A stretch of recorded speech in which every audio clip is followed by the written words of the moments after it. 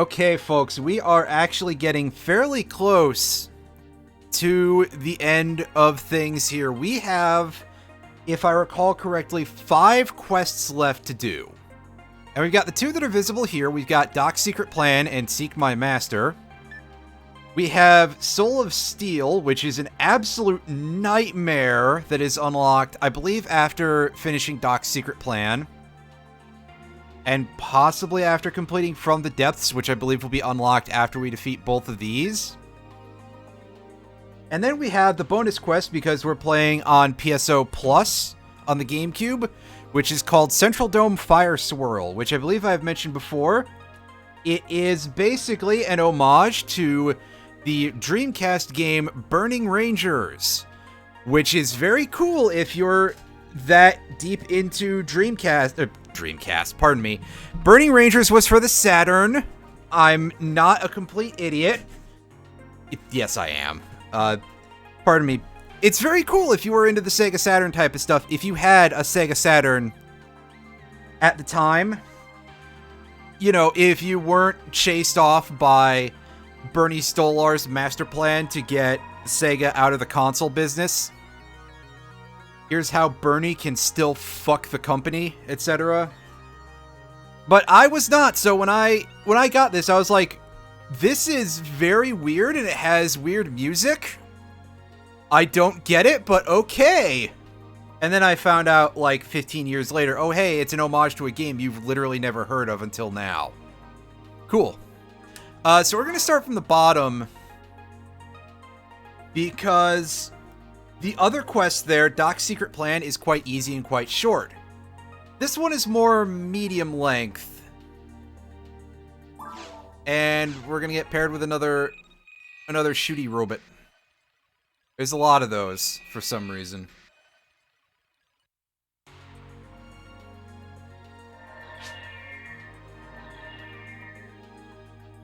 Ah, yes, this color palette is, well, it certainly looks a certain way. I don't want to imply that this is inherently a fetishistic design, but it seems a little bit more so than what we are, and to think that the model is the same except for the head.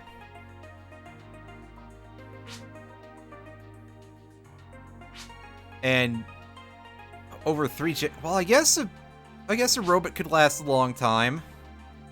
That's a lot of repairs that need to be involved, though, over time. So I guess Shino is kind of like a ship of Theseus a little bit. And apparently we have to go find Mr. Zoke here.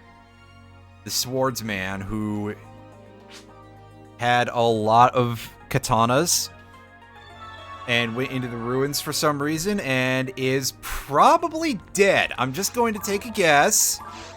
I don't know, because I've absolutely finished this quest before. Oh, fuck, I ruined it. Well, let's go.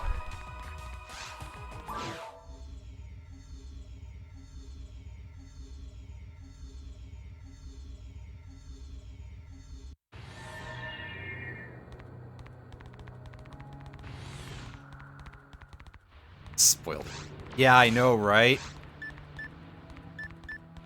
You can get killed for that around certain parts of the world.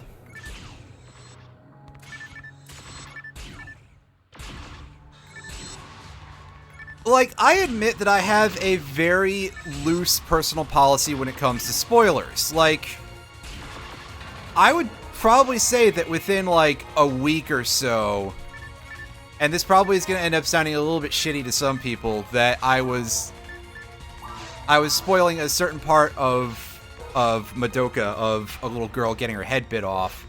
But at least in the defense of that act, that series has nothing else going for it, in my opinion. And again, people are going to dispute that strongly, I'm sure, but it exists for shock value. Meanwhile, at least this is a 20-plus-year-old game. We're the only good part. Jesus. You monster. We're playing what I believe is a 21-year-old version of a 23-year-old game that was originally for the Dreamcast. Again, the killer app that the Dreamcast needed when it was released instead of 3 years later.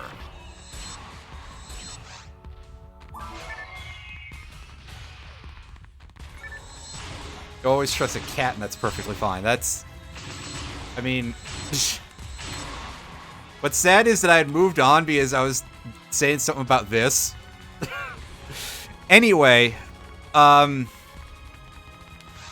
yeah, I will freely admit that I spoil things a little bit too freely, and I'm seeing that I'm peaking hard on this on the microphone a little bit. I may have to turn it down slightly. I don't know. I'll figure it out later. Anyway, stream delay is no longer a problem. Yeah. Oh, I get it, because you're going to garrote me with the cable for my GameCube controller. Well, no need, bitch. I can do it myself.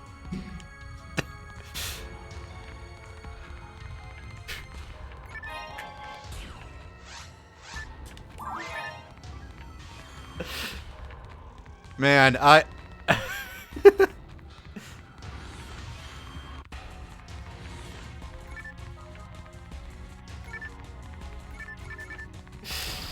I don't know where I was going with as I was starting to speak.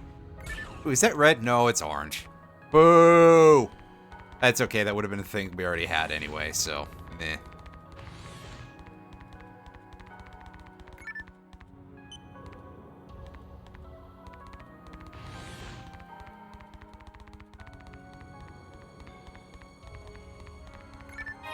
See? Red!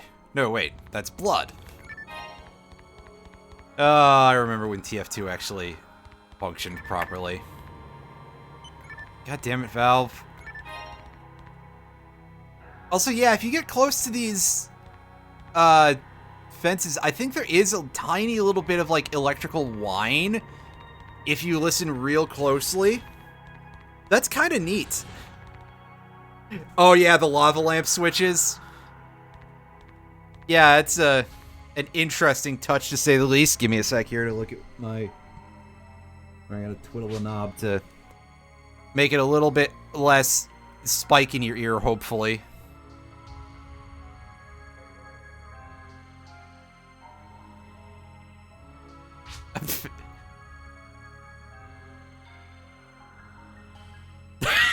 Yeah, I know. I probably should have phrased that better, because I don't think I could say twiddle my knob on Twitch.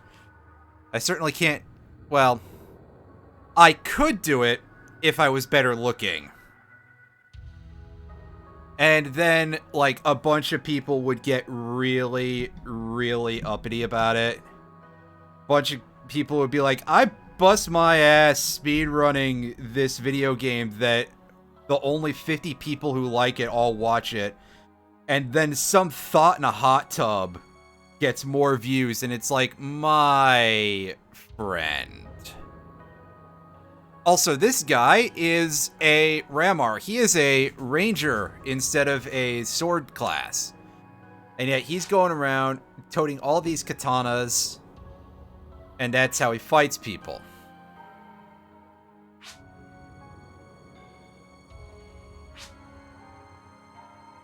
Dude, I'm lower level than she is. I think it'll probably be fine.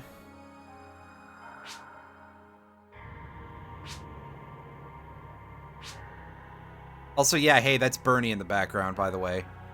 Not Bernie Stolar, the recurring NPC, I mean. Dudes are gamers before gamers.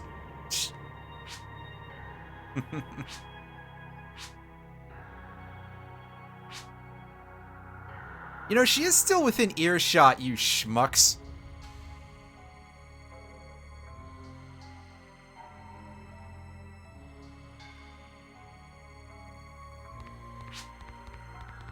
I'm sorry, baby Belfast. Apparently your daddy says that you can't handle intense combat. Then again, she probably technically doesn't have a mag, so... she's not doing a ton of damage, but even with those kind of skills, she could probably handle spawns like that. Like, come on. Did we get knocked over and then get back up immediately? That's what that looked like. I was too busy being an asshole to really pay attention to what was going on. Actually, I think we could probably fix the whole problem if we just get Shino like one of these. That'd probably do the job.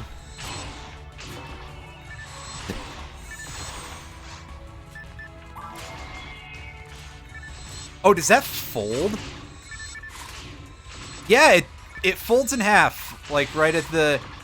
That's pretty cool. I've never used this weapon because I very rarely see it, and usually if I'm using this type of, like, this weapon type, I'm using one of the higher level ones.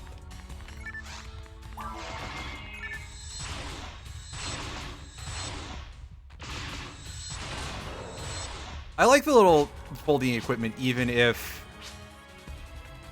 it's like, oh, that would probably be really impractical, because I'm just imagining something like that. The hinge fails in mid-swing.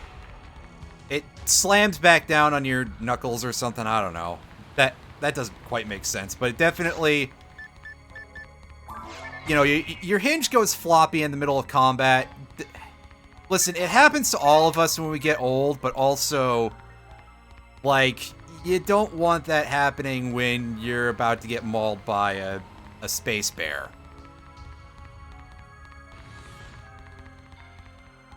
And no, I'm not sure that a space bear is anything like a cocaine bear, so don't ask me about that. Oh, something else is making that weird humming noise. Is it the lava lamp? Is it the creepy machine rubble? Huh. Huh. I know what to tell you, folks. That's just a eerie noise. And I could actually hear... I don't know how well it picked up on stream, but I could hear it, so... There you go. If you're like, what the fuck are they talking about? I say as if anyone who's watching this anywhere on the internet who's not, like... my 3 regulars at best will use the right pronouns, but I digress. Okay, yeah, these things might be a bit of a problem for her. Never mind what I was saying earlier.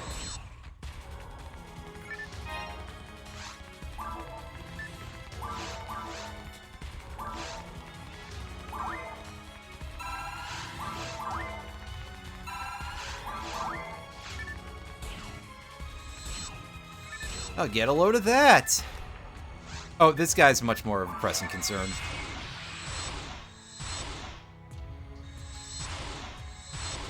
Nice aim, no aim. It's a good thing the game doesn't seem to know how high or low the hitboxes on those fists should be. I think so far, in the very short amount of time we've spent in this area, I haven't been hit by any of those yet, which means that I'm due for a shellacking pretty soon. Because, as you guessed, those hit pretty damn hard. But also, yeah, I'm surprised because their hitbox is incredibly wonky.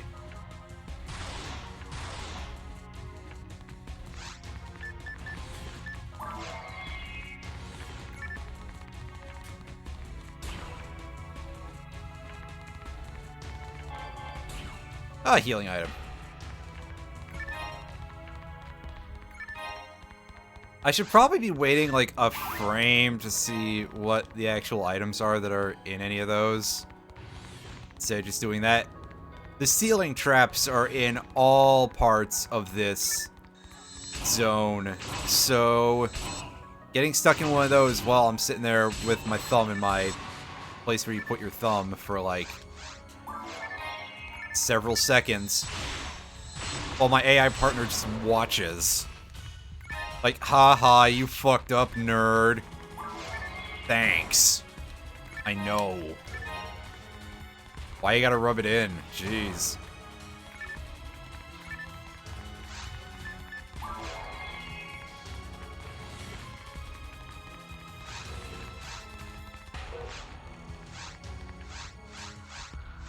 Oh, does this give me... Gives me an extra 5 evasion? I mean, for being a gun this fucking big, I would not expect that.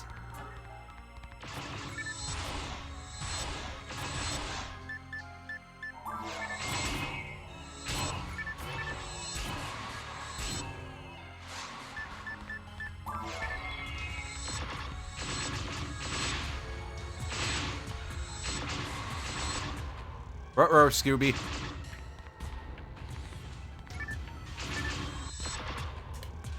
Fuck. Oh, yeah. There we go, I got slapped by them. And yes, the spiky bits on the end of their fist claws are indeed clipping into the ground. You are completely correct about that. I don't know why that's the design they went with, but, I suppose that graphical fidelity in this era might not have been good enough to have them be retractable with decent frame rates. Or something. I admit I am just kind of guessing.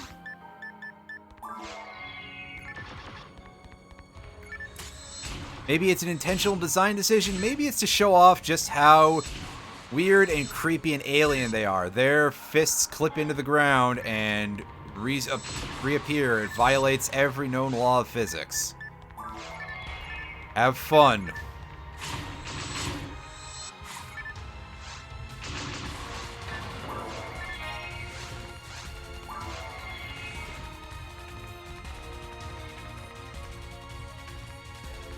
Ah, yes, some delicious lava lamps. We can crack these open, and we can drink the juice inside of them.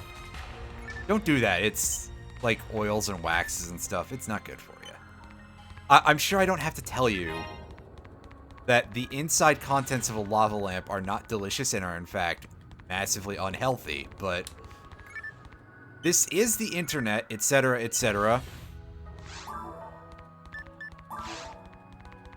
There are a lot of things that we all kind of thought, oh, well, I won't have to tell anybody that.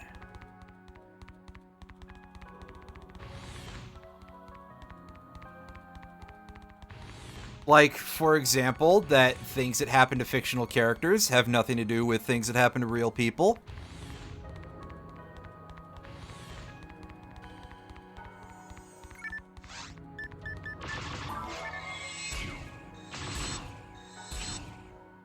And I phrase it like that, yeah, I mean, I'm clearly misphrasing the usual argument, but it's because earlier today I was sitting around thinking about Undertale, and I know that some people will probably be like, oh, well, that's unfortunate, and maybe so, but very specifically, I was thinking about the fact that, if I recall correctly, the game has a thing where if you restart your save data, the stupid flower at the beginning yells at you and like gives you a lecture, and this was part of a whole train of thought focused around video games that feature morality systems just in general. The whole reason why I ended up here is very long, but I can tell that afterwards, I guess, if anybody is curious for some reason. But so just thinking about that and thinking like, wow, I would just really stop playing. I would just stop playing the game at that point if I hadn't originally just stopped playing the game like 10 minutes in, because I didn't vibe with the playstyle or really any of it, honestly. Although that was back when it came out and it was the new in thing, and I was like, I'm trying to understand what folks are into nowadays. Maybe I should retry it or something, but I'll probably be even more disappointed. Anyway, oh boy, I got way off track here. Give me just a second to make more weird noises. Oh, right. Yeah, and the reason why I say that would probably be the point where I would stop is because it would feel more like... I would feel like it was more like a lecture in terms of its use of the said morality system. That if it's just like, oh, well, And really, the point that I'm trying to circle to is to make a joke about something 20-somethings on Twitter, or teenagers on Twitter, really, are the only people who are gonna be able to take that sort of thing in the serious manner. Like, they'll look at that and they'll actually be very much like, oh yeah, I 100% am on board with this, because they would look at things going on in the game as being like, oh, it's happening to real people. Basically, I'm using it to make fun of people who say that the things that you enjoy in fiction have some sort of an effect on what kind of person you are in reality. Again, kind of covering all bases there in a fairly generalized manner.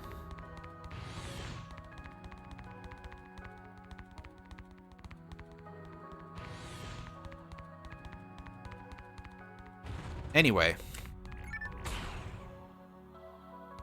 Are they immersed, or have they never been called a nerd in the real world even? Yeah.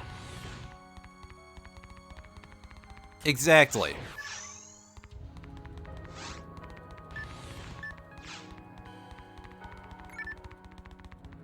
See, you get it. Probably. That said, yeah, Lisa and Off are absolutely better iterations on the idea behind Undertale as being like this video game that is it's an emotional experience of an RPG, which is really what it is on at least some level. Oh, we got these jerkasses here. Oh shit, So I haven't really played this game with headphones on in like ever. I just noticed they make like a weird chanting noise when they are prepping their spells. That's pretty cool. Was some of this stuff just like reduced in Blue Burst, and that's why I never noticed it in that?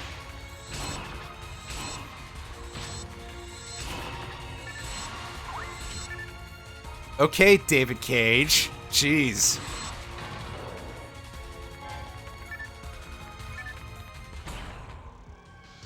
Oh, David Cage. I can't believe that man still has a career. Is he still making that fucking Star Wars game, or was that finished? Or did they finally eject him from that project because someone realized, oh hey, maybe letting the guy who said we don't make games for words I can't say on Twitch shouldn't be making a Star Wars game? Like, not for nothing, but those are actually the only people that Star Wars is for. And I say that as one myself, so, you know, get the fuck out of here, David Cage, you fucking colonizer. I'm not a big Star Wars fan, though. I mean, I don't hate Star Wars, but I like The Last Jedi. It was okay. I haven't watched either of the other two of the sequel trilogy, though, and definitely not any of the trillions of spin-offs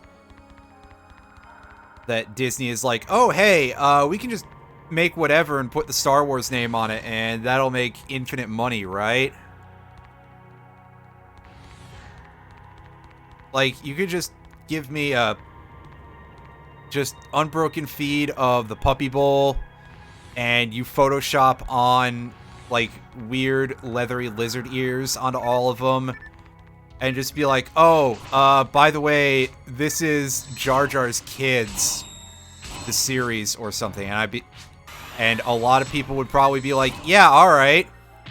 I don't even like Jar Jar. Fuck! I dropped my combo. What happened there?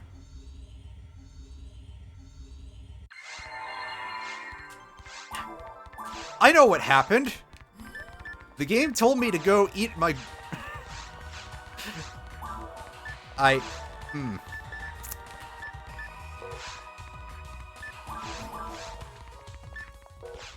The game told me to go eat shit because I said... fucking Jar Jar's Kids. Oh, Jar Jar Binks, you have done Mr. Binks is sort of fuck. Well, so I think it's because we're level 43, but I'm pretty sure we are now at the point of the game where monomates in the shop are either not guaranteed or are literally never going to show up. I forget which one. But that's still like, hey, I gotta find different mag food now. And by that, I mean, I use the next step up to raise that strength.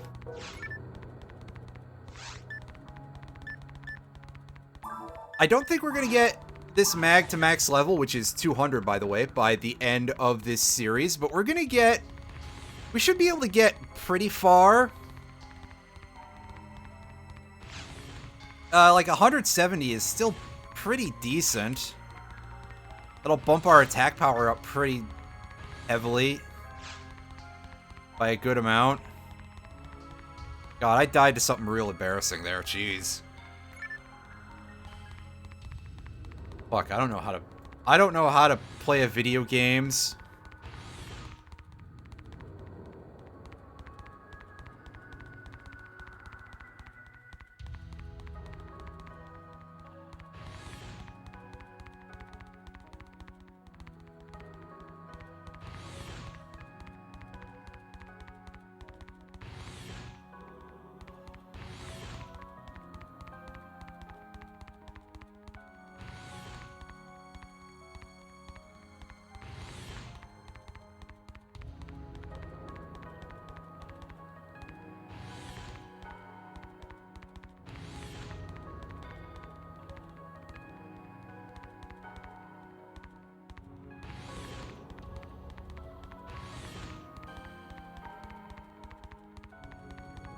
Yeah, we gotta do the walk of shame. It's gonna be a minute before anything happens.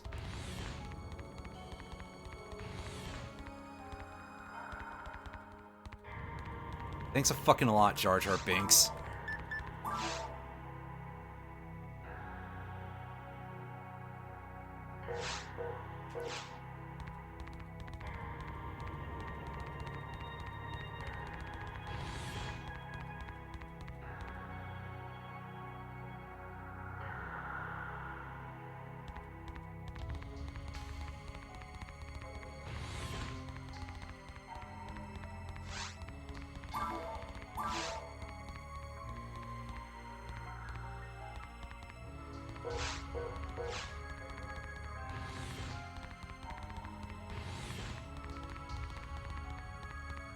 Is this... Yeah, okay.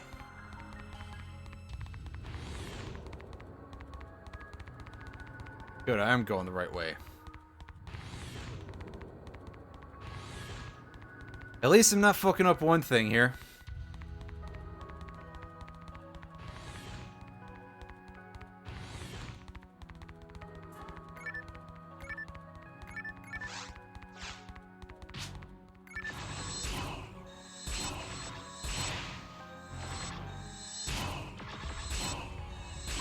Shino, open the menu to dodge, you idiot!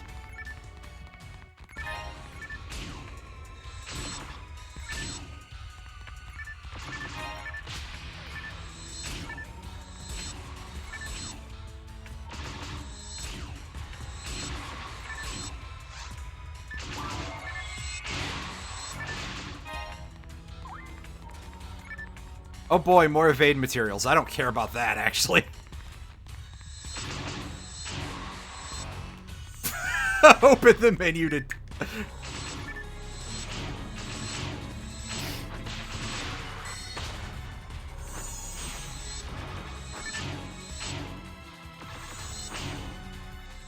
I should not be fighting this dude up close because he just blocks constantly.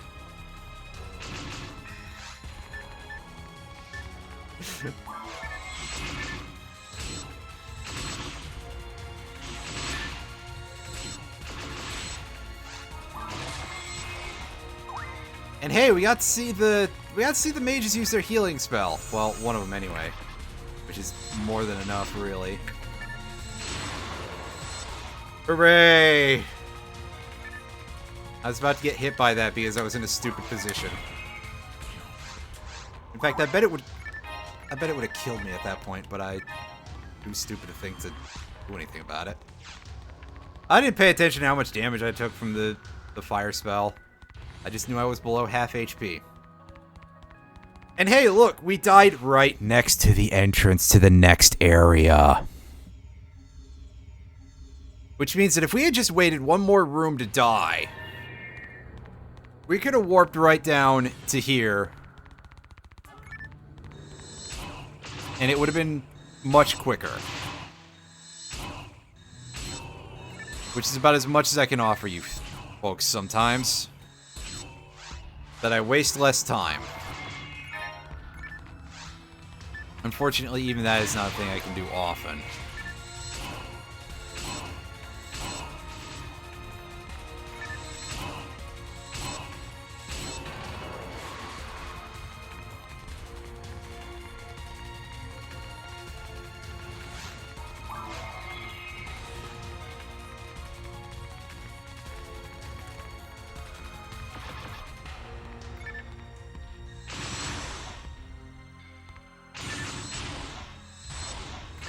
Oh, that's pretty damaging fire trap. Damn it. Shit.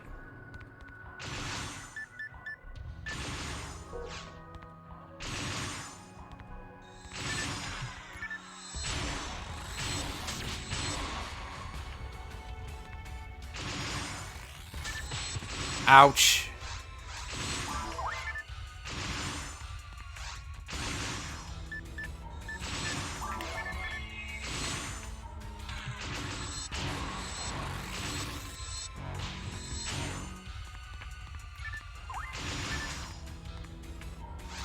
Yeah, this area is most displeased with me.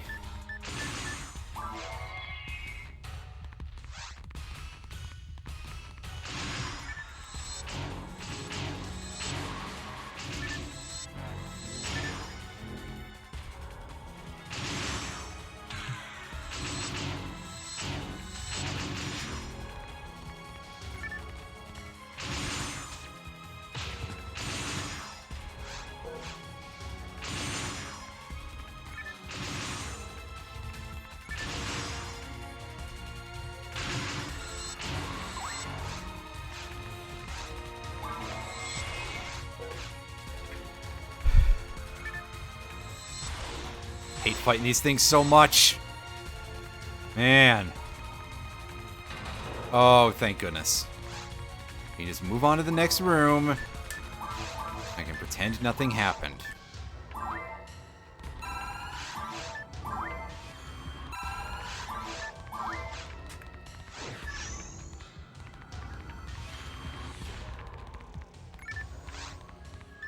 Oh god.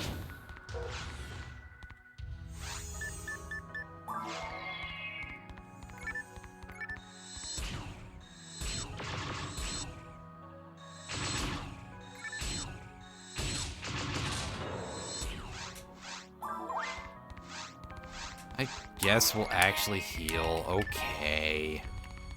Fine, fine, fine, fine.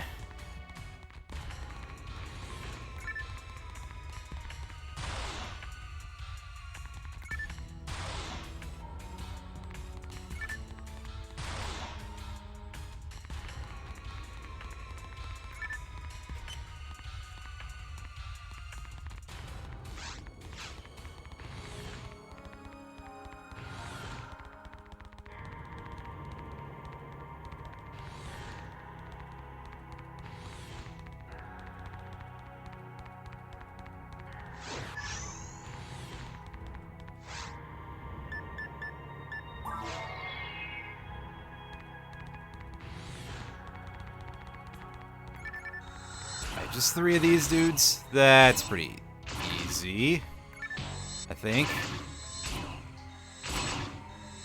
Until they hit, like, a foot in front of you and it knocks you back an inch. That's always fun.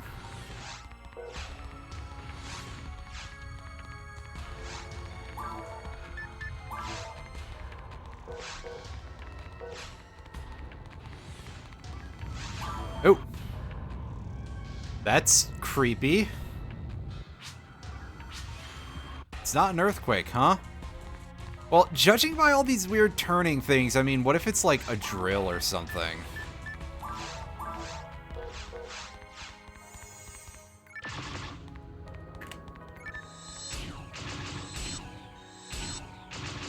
So yeah, I haven't really explained a whole lot about some of these enemies before, I don't think.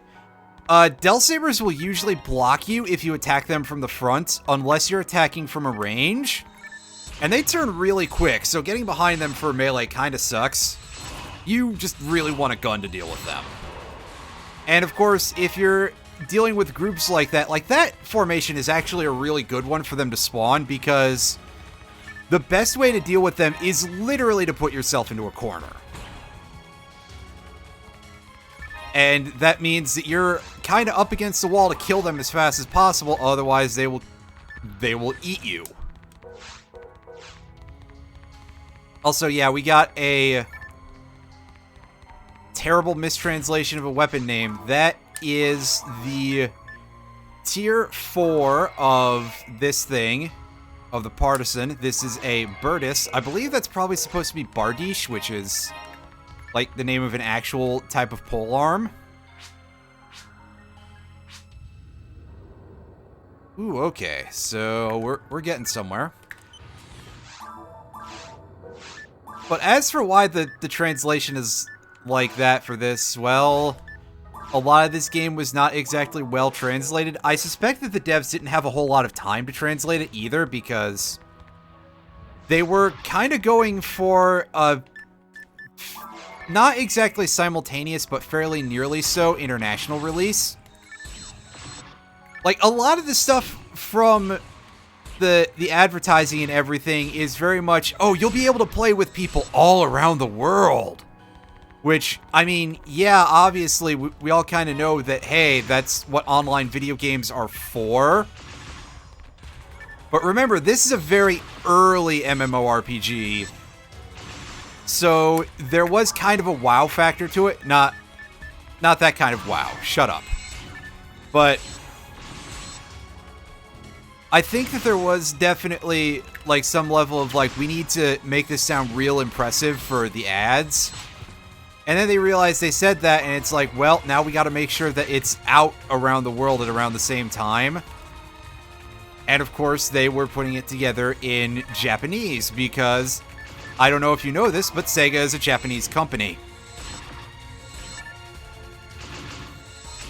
And so you end up with them being like, well, actually, we're not 100% sure what we're doing with this.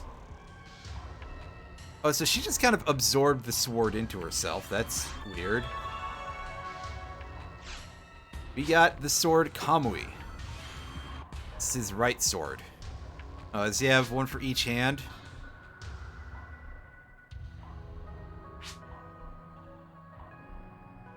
I can't actually see the marks that you're talking about.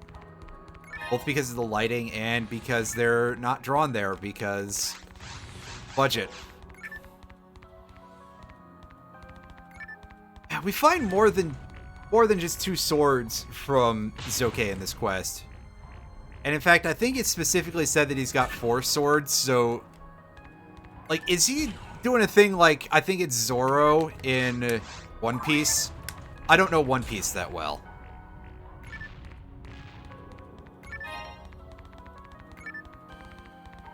I know a lot of people who like it and say it's very good, but I always look at it and I'm like, God, that's so long. And I feel like it didn't start well, and, you know, who knows about any of the quality later. I'm not going to speak on that, but I remember what little I saw of the very earliest parts of One Piece being not the sort of thing that grabbed me, to say the least. So you've got that, and then you've got the intimidation factor, and yes. Oh, well, that would make things easy, because I see that little arrow mark over there. And there's that weird electronic buzzing sound again. Maybe it's just literally those columns. Oh, hey, is that Bernie? Oh, he's laughing. Yeah, that's Bernie.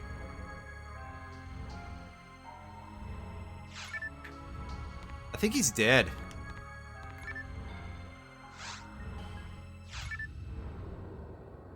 Guys, I think they killed Bernie.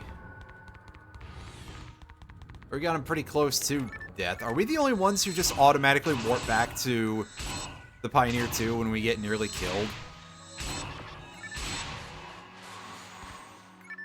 Oh, wow. That's a pretty scary formation, in theory. And of course, it will just have to remain a theory because, I mean, we're approaching that with a big honking shotgun. So, yeah.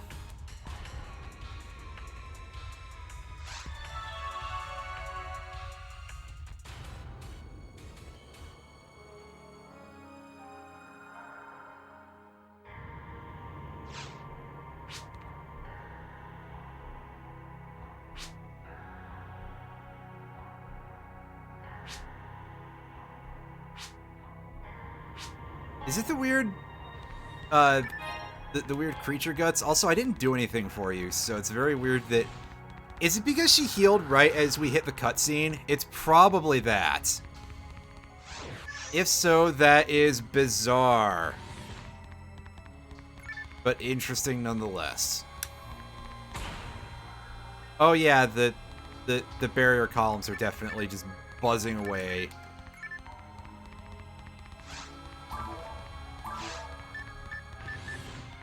Like an old fluorescent light. I almost said an old LED light, which is really stupid because, well, first of all, they don't do that, and second of all, a light-emitting diode light, that is an incredibly odd series of words to string together.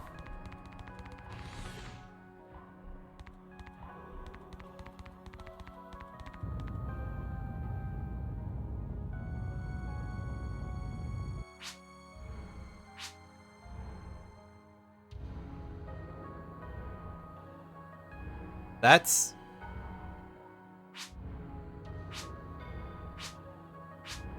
Again, what's the deal with the earthquake? Oh, he really is just Zorro, isn't he? But for some reason he's a ranger. Also, yeah, there he is, holding his katana. Oh, oh, get out the way.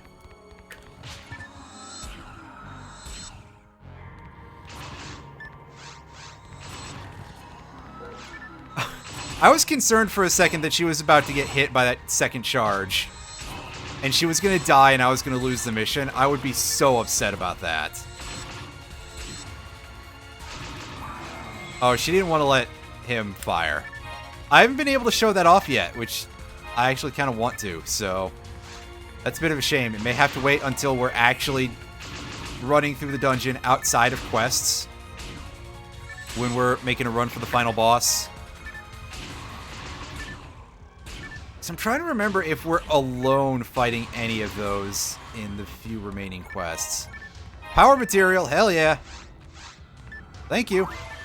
Oh, fuck you, game. And she's dead. Nice. Did we fail? Do we have to redo this entire shit carnival? We sure do. Wow, okay. Nice. Real nice. We just wasted 45 minutes. That's some good stream right there.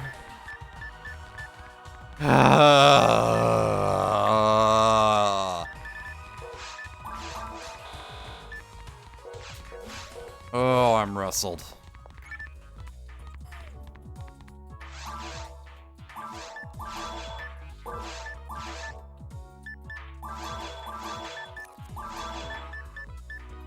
Don't sell the telepipes.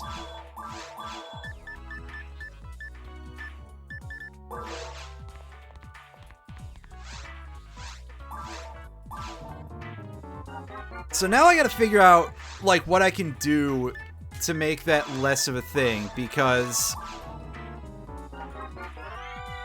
Well, I guess, Oh, that's pretty cool.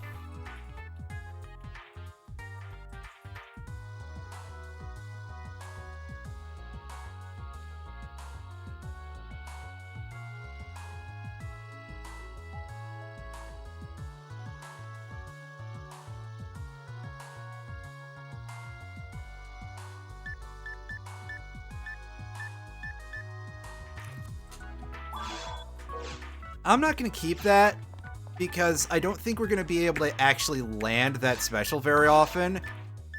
But the Devil's special on this has a chance of reducing an enemy's HP by half instantly. Also, I think the effect on that is reduced for this type of weapon by a quarter, so it may not even be that strong. This thing is not useful to me. Fry Grinder, however, is. I may be at such a point where I have to just start spending those grinders or something in order to be able to kill these enemies faster, or... God, I may have to go to such a point that I'm bringing star atomizers with me to be able to heal her during those specific situations. Or, I guess, just really be ready for that fight. Which, good luck me doing that. I'm at a bit of a loss here. Because that, like, I can't really take easy responsibility for that, you know, in a certain way of like, oh, hey, I can't level grind out of that. I don't have healing magic, so I can't use that to help her either. Well, we're gonna do Doc's secret plan instead.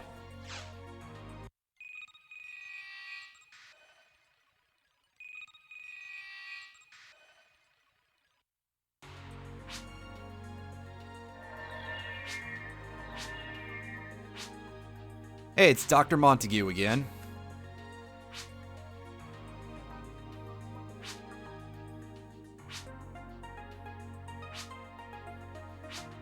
And yeah, he's nuts. Also, he is a mage, and also he is a blacksmith of some renown, I suppose? At the very least, he can make some interesting weapons for us. I'll have to see if I can actually do the conversions after this quest.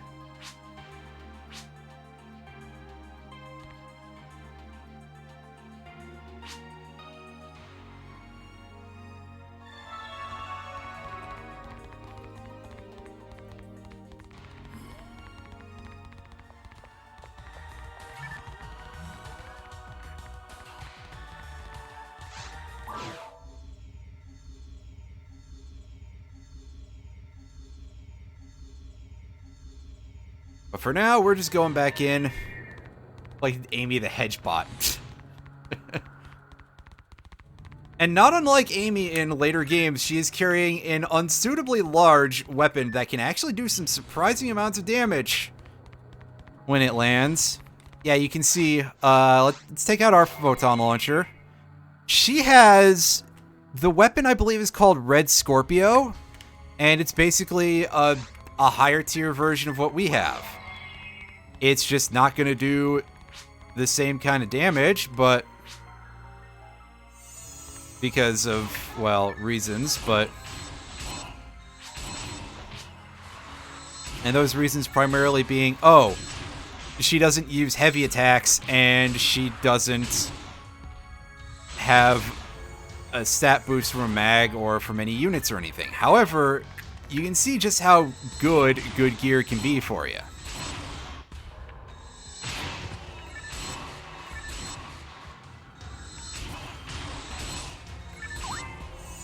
Okay, good. At least you realize how to heal, Eleanor. Looks at the other useless motherfucker we just were with. Oh, boy. You might say I'm a little bit upset by what happened there, because I've never had that happen before. This is the first time I've ever lost an NPC in a quest. To be fair, I usually play as a class that can cast the healing spell. So if something goes badly, I can actually heal my partners. But, yeah. Robot life is kind of tough. Ow. Why am I outside of the range to attack them in? I'm inside of the fucking room, game. Alright, well, we're going in this way. Let's install a heal spell. In later games, they actually do let the robots use magic. So it's just a thing for this game, where they're like, oh hey, actually your character class is completely bound to your character, and your stats depend very heavily on your race and gender. Which, hey, out of context, that sounds real terrible, and also, wow, it's just like one of the less cool aspects of old D&D. I mean, I think there's still some attributes in that are tied to race or whatever term. I don't know if D&D uses the term race anymore to describe what sort of biological thing you are. Or non-biological if you're like a robot or a golem or something like that. In case you're just like a sentient rock. But regardless, I think that might still be a thing that Dungeons & Dragons does, where your stat caps are tied to that. Because, hey, let's just make things a little bit awkward to discuss here at bare minimum, right? Like, somebody's gonna certainly come in here and be like, oh, yes, why would you expect, like, a talking rat to be as capable as a human in certain regards? And maybe so, but let's also try to avoid that, because then you start giving license to the stupid people who are like, oh, hey, those aren't humans, and I don't want to have to go into any of the...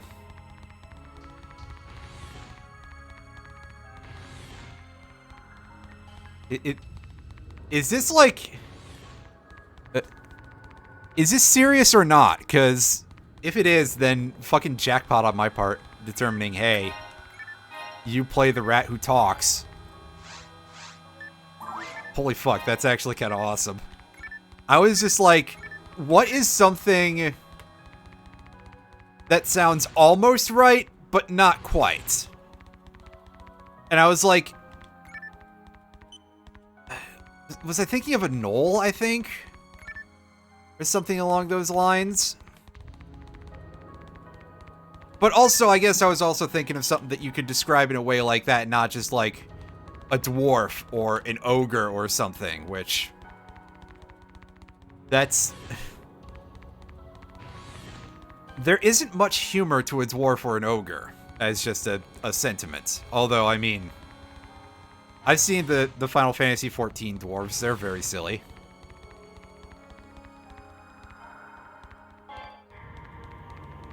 And most of their metal stuff is like a weird, like, burnished copper kind of color. I don't know why I said it was weird. Probably because I'm just thinking, oh, very few things are that color naturally unless they're oxidized. Which, I guess so.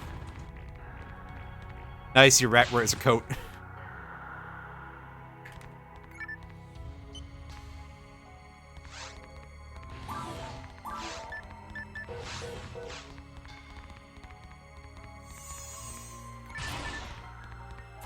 An official rat person. Neat.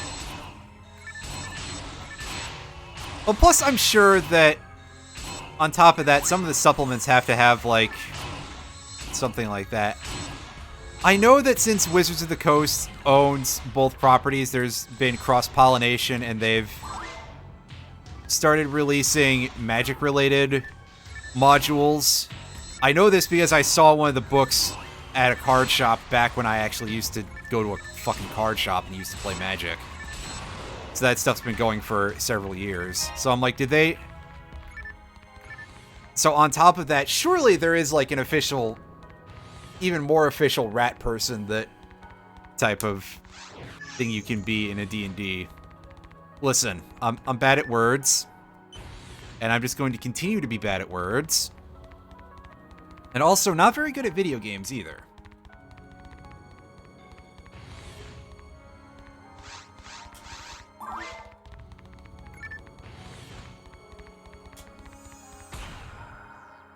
Oh, hey, look at all these status effect traps that'll probably, like, give us confusion or slow or something like that. Or slow fusion, I don't know. But you know what these guys can't do is they can't paralyze us when they slap us, which is great. Because, hey, that's the thing they can do if you're fleshy, is they can inflict paralysis when they hit you. Because, yeah, let's just make the fact that you just tanked one of the hardest hitting attacks in the game even worse. Asterisk, hardest hitting single hit attacks, because there's definitely some stuff that will mess you up worse. And some of it is used by the final boss. And now that I mention it, I probably should go looking for a certain unit to plug into my armor for when that comes up. If I see it, I'll pick it up. If not, then I'll be stuck. And by stuck, I mean I'll just be fighting the boss without it.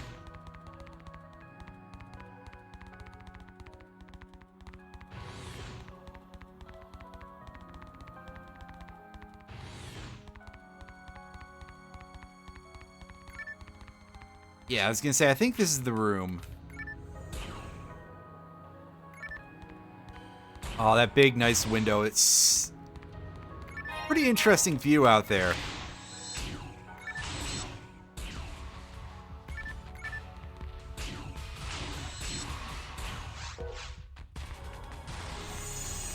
Oh god, is that 3 Chaos Sorcerers? Are you kidding me?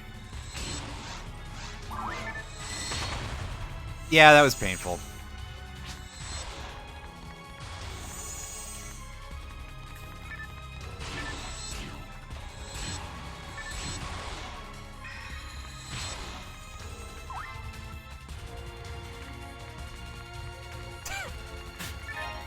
Amazing. I'm glad that you upset somebody with your hot rat.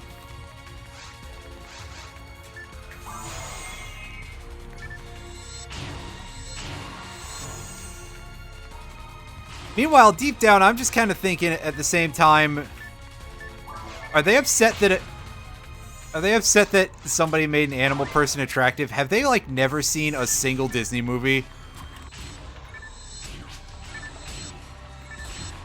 Or something?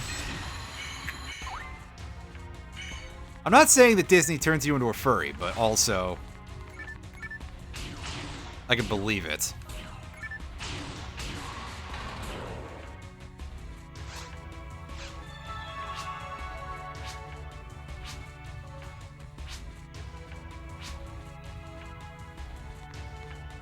Okay, well that sentence didn't make a whole lot of sense to us, but okay.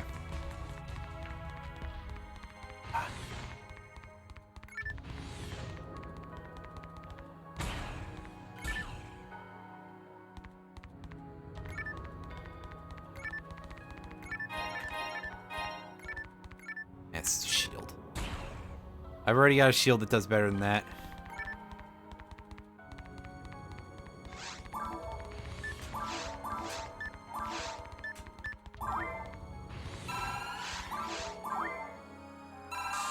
Okay, good. I think this room is where we get the last group of dudes to fight.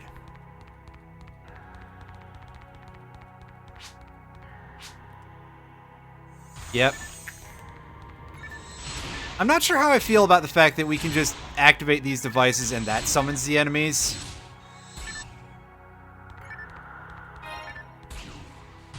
Then again, Dr. Montague always has this kind of ambiguousness about him a lot of the time, which is... Yes, I said always a lot of the time. Shut up. I told you I'm bad at words. Of just generally, he seems like he's up to something a little bit, maybe not above board.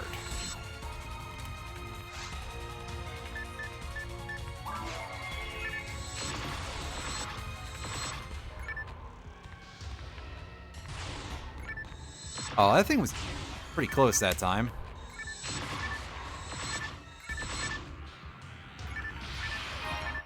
Oh, I'm pretty sure that Twitch is, like, probably piercing ad blocker now, because I would assume that's...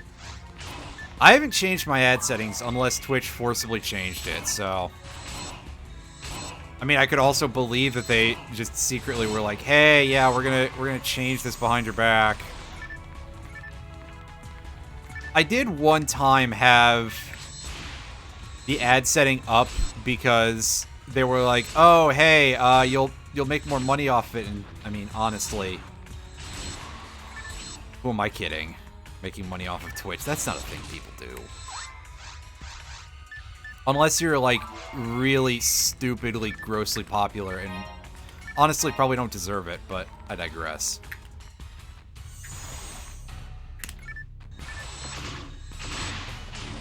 Shit, turn. Get him, get him! There we go. And he still got us anyway. What a bastard. Ow, ow, ow, ow. That hurts. That... Well, we finally got hit by one of the rocket punches, and it wasn't great. I told you. I told you it wouldn't be great.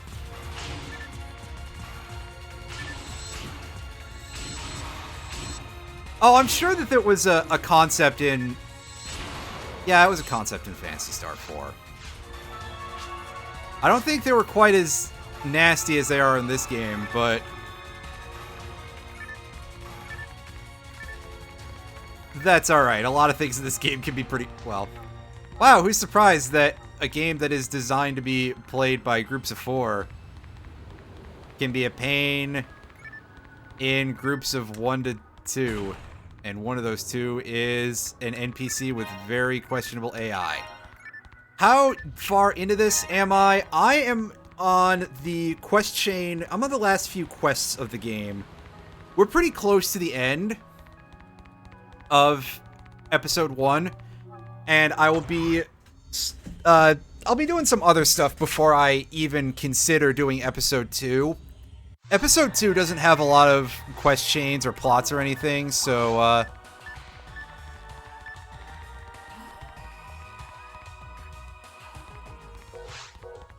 you're thinking of one of the Gauntlet games, Tav. Possibly Gauntlet Legends, if I had to guess, judging by PS1 era. You bought Octopath Traveler 2. I haven't even played the first one yet, but mostly because I keep sitting here like, I'm gonna wait for that to be on sale. Because, you know, we're frugal. And wouldn't you know it, it's a Square game. It doesn't go on sale. Not for that much. Like, okay, 50% off, but still, that's...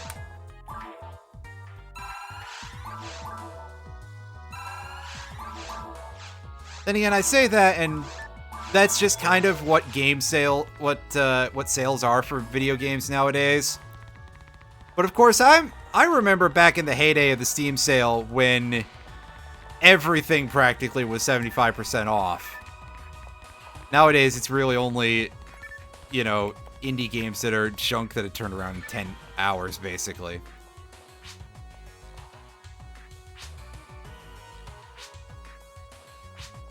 Oh, this guy wants Dr. Montague to hurry the fuck up.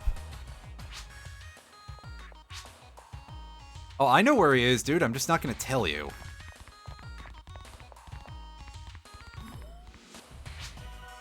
$80. Well, that'll take a while, so yeah. That's fair if you haven't gotten around to that.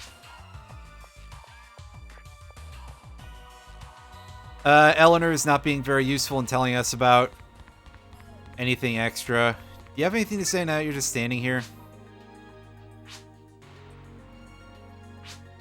Yay. Alright, Doc, what do you got for us? Give me your money. Made using the data from the monsters on Regal. Interesting. You don't say. So basically, I guess he's talking about the whole concept behind the percentages. And yeah, he'll build weapons out of monster parts for us if we go visit him during certain quests once we're able to replay the quest tree. I know, right? He really does just kind of look like an actual clown. That gigantic jester hat that almost isn't.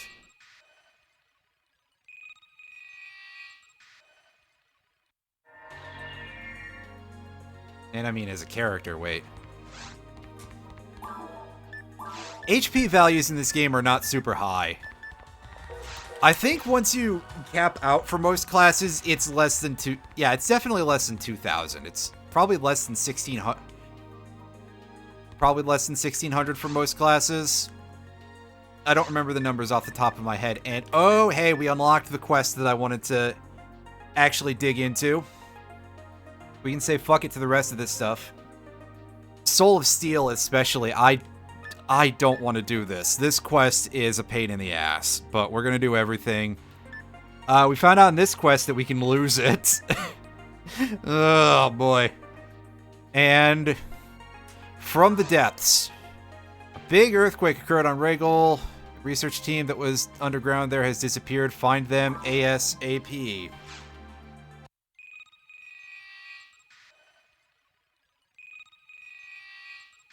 This quest...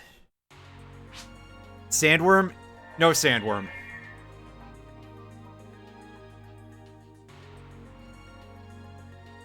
Not in this game.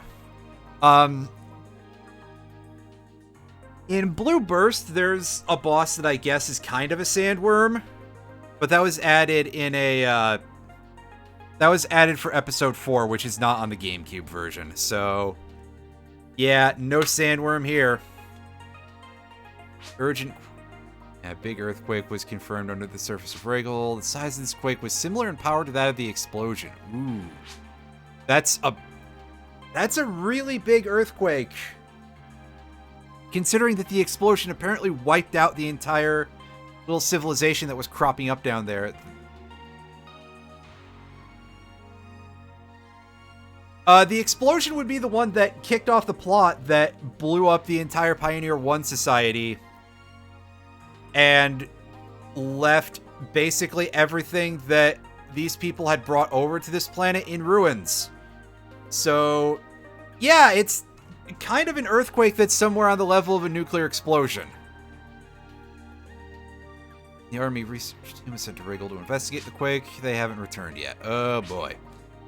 Army quickly decided to send hunters to find the lost researchers. The council also decides... Yay. Go below the surface. According to the lab, the epicenter is located far beneath the ruins. Rescue the research team. Don't tell nobody about your confidential mission. And let's get a move on. This quest is one that... Oh, what if we deposited our money? Ah, screw it. I'll be fine. Actually, can we... No feed yet. The first thing we do is tell it... Yeah, nobody here has unique dialogue for this. But, let's go in. This mission kind of freaks me out a little bit for some stuff that we'll see later on. And I mean, they're not using a ton of... You know, they're doing what little they can with the fairly simple engine and the power of the Dreamcast, which is a little bit out of date, but... There's some stuff about this that is a little bit on the unsettling side, at least to me. Like, genuinely.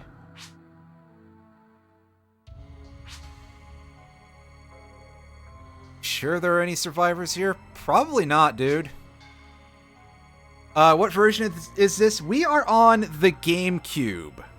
So I guess I'm saying that with a bit of an asterisk when I say the resources of the Dreamcast, but... The GameCube doesn't make things, like, more technologically advanced in too great of a way compared to the Dreamcast. So, yeah.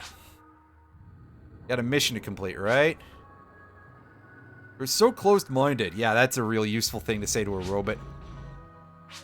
Also, yeah, you can kind of hear the dude stomps a little bit. It should have more power. Yeah, it's probably a bit stronger. But they didn't really update things too much in that regard. They probably made things look a little bit cleaner, but we're still on mostly the same engine, just ported over. And this guy's kind of implying that, hey, he's gonna go kill those researchers if they're still alive. That's an intro to the quest, that's for sure.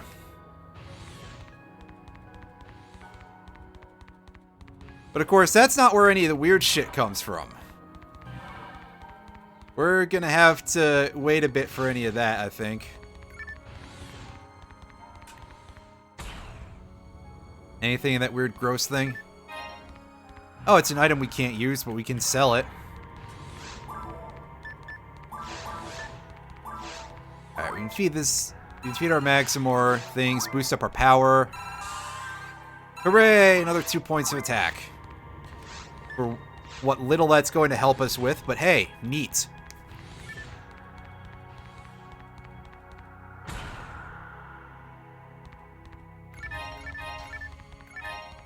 And that slot is completely unequipable by us. We're not going to pick up everything as usual, because, hey, if I did, I'd probably run all the way out of telepipes by the end of this mission. Why can't they make Phantasy Star 5? That is a good question. Well, for a start, it might be because Ryoko Kodama died last year.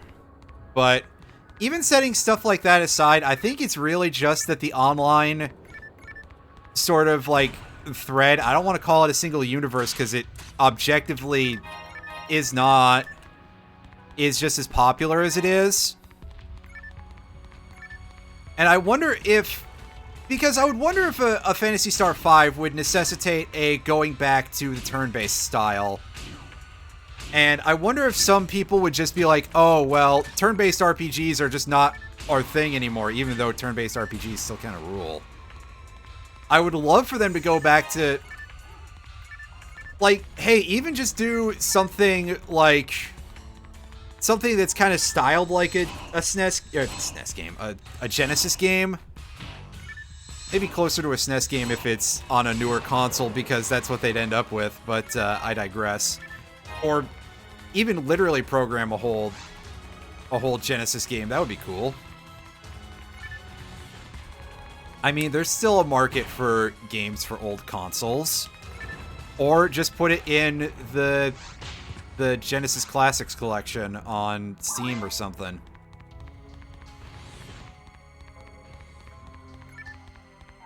I mean, that group that's doing the version of Wily Wars for Mega Man 4 through 6 is actually making something that legitimately can work on the Sega Genesis, so there's absolutely at least a small crowd of people that'll be like, well, we'll do that. I'm definitely much more of a proponent of the turn-based style of RPG than action RPGs. Oh, did we get hit by that trap? I don't know anything about the Lufia 2 remake. What's this? That's a good question. And then he just sort of gets electrocuted?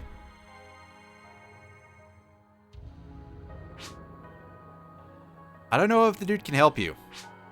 Hey, I told you to quit joking around. And then he turns around and gets electrocuted also. And this fog starts. It's a little weird when that happens. Yeah, it's... You ever just get electrocuted randomly by the ground? And then you just kind of turn into fog and die? Which, yeah, like I said, they're clearly using only what they can with the in-engine stuff. There's no, like, out-of-engine cutscenes or anything like that. Because, as we'll see sooner rather than... Oh, hey, boys. As we'll see sooner rather than later, I believe the implication is supposed to be that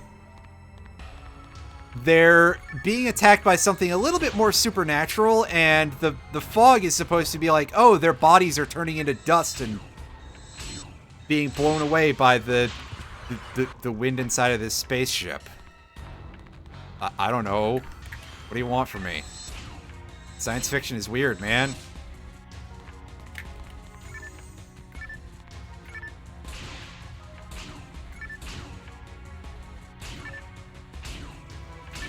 Oh, they are nasty. You might have caught one of them blocking one of my attacks. That's the thing they do, is that they guard pretty much any time they're up close. I don't really need that thing, and it's going to just gunk my inventory a little, so... healing ring, would you like to function? There we go. I think it got confused because I was in the menu before I... Well, when I walked into it, rather. Because, yeah, being in the menu takes you out of responding and entering combat mode and any of that stuff, because obviously you gotta be able to control your other things somehow. But that's what I was saying earlier of telling the NPC in the one quest, hey, open your menu to dodge, is because, for real, it's a strategy.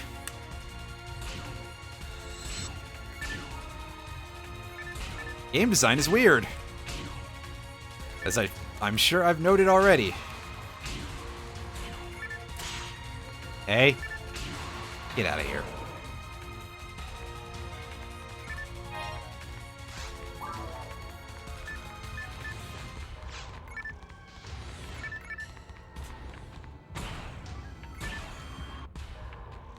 Have I played Mega Man Maker? I have not played Mega Man Maker. I know that's a thing that's out there. And I started to look into it at some point, and then I didn't finish looking into it, and I didn't ever download it. But if I remember, I'll take a look at that at some point. Or I'll forget. I've definitely seen some people do some interesting stuff with it, because I think I watched a stream of it a while ago, but yeah, still not in the area of I've played it myself, which...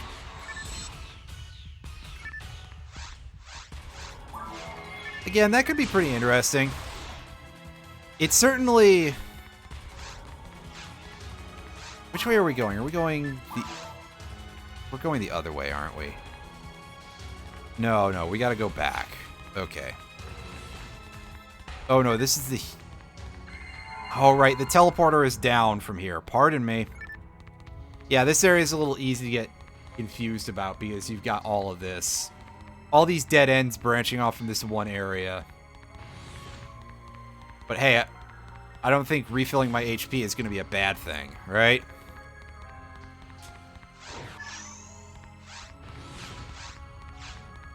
That way, hopefully I don't get killed by anything weird that I didn't account for.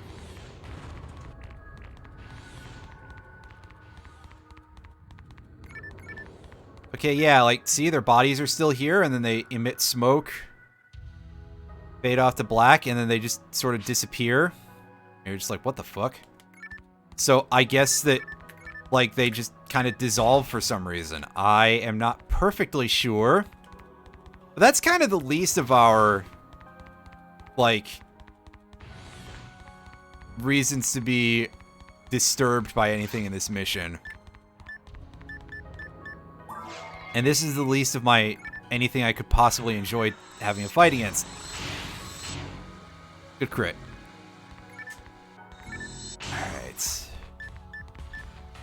Alright. What's... This one's probably our... Ow! Okay. That happened. Fuck. I really wish that I had not gotten hit immediately after I had leveled up. I believe that the Dart Gunners deal magic damage, effectively. Not unlike some of the robots we saw in the mines. And certainly not unlike any of the spellcasters. Pan Arms had its laser beams that were basically magic damage. And I'm using the term magic damage as just your defense doesn't reduce it. But also I don't think it's elemental. I could be wrong about that. And I guess if somebody knows... Like, there's definitely people who are extremely knowledgeable about the mechanics of this game on a very deep level. To be able to do some truly wacky shit. Like, I've seen people solo certain things in challenge mode just through, like, clipping through walls in certain areas. And challenge mode is designed to be a sort of a contained thing for a group of 4 players, so... Yes. Also, fuck, where am I? Well, I'm taking damage now. That's what I meant to do. I was a little bit freaked out, but... Oh, God. Are we considered past the door? Oh, man.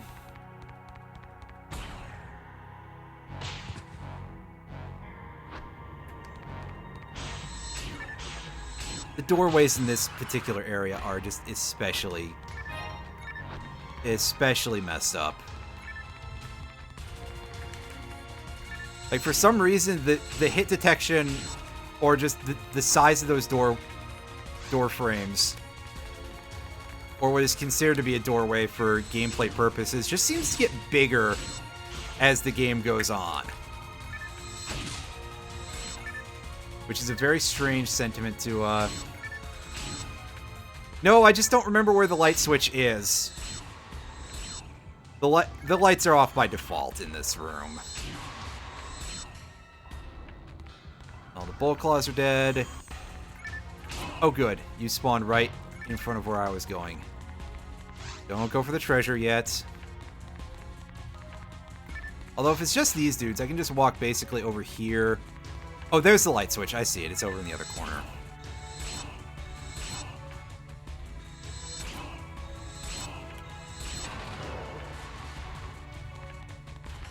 Very good of them to save the easiest part of the fight for last.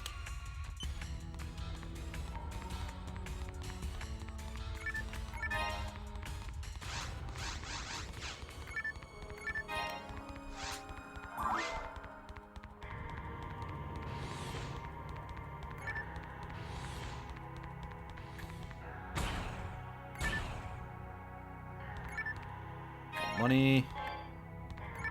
Soul atomizer, that's useless to us because we've already got a set of 10, pardon me. Set of 4. Clearly, I'm still thinking about card games because I mentioned them earlier like an idiot. That's a fool's errand. I did it to myself, etc. Alright. Bring these dudes over this way.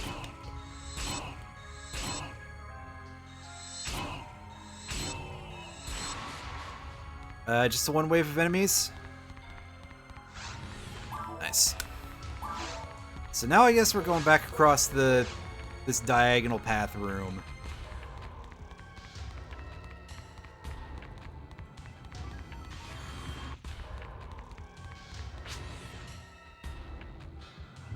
And we got another earthquake. Oh hey, doesn't one of those look like a dude that we saw earlier?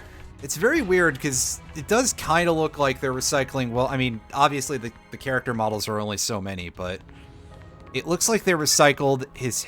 No, the hair is different. Never mind. I was thinking of the guy that we saw dead. Something inside me. That's a little bizarre.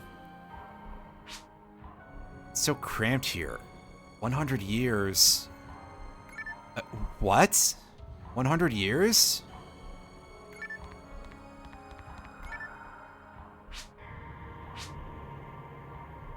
And then you go talk to the other guy. They both fade out.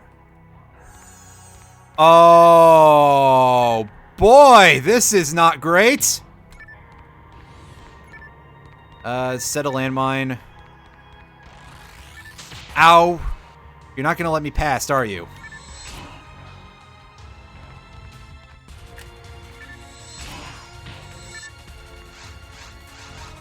Oh, I hate these things so much. Shit. Well, at least we can get a little bit of them doing some friendly fire. So there's that going for us, I guess.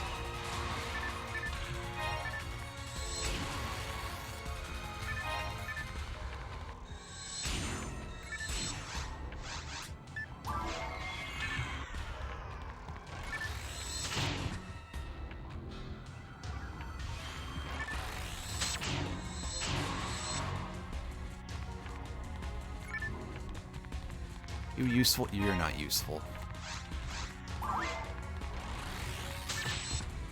Oh. It almost wasn't worth using the healing item.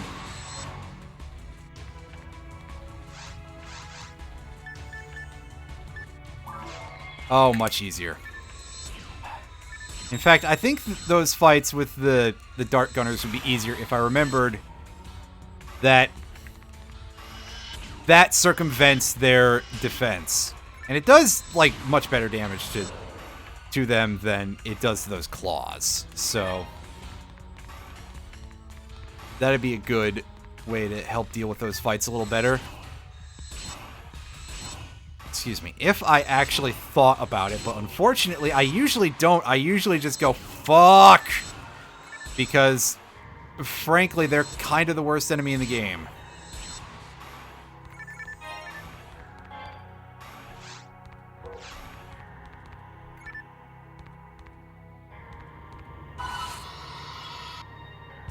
Let's re-up our buffs here.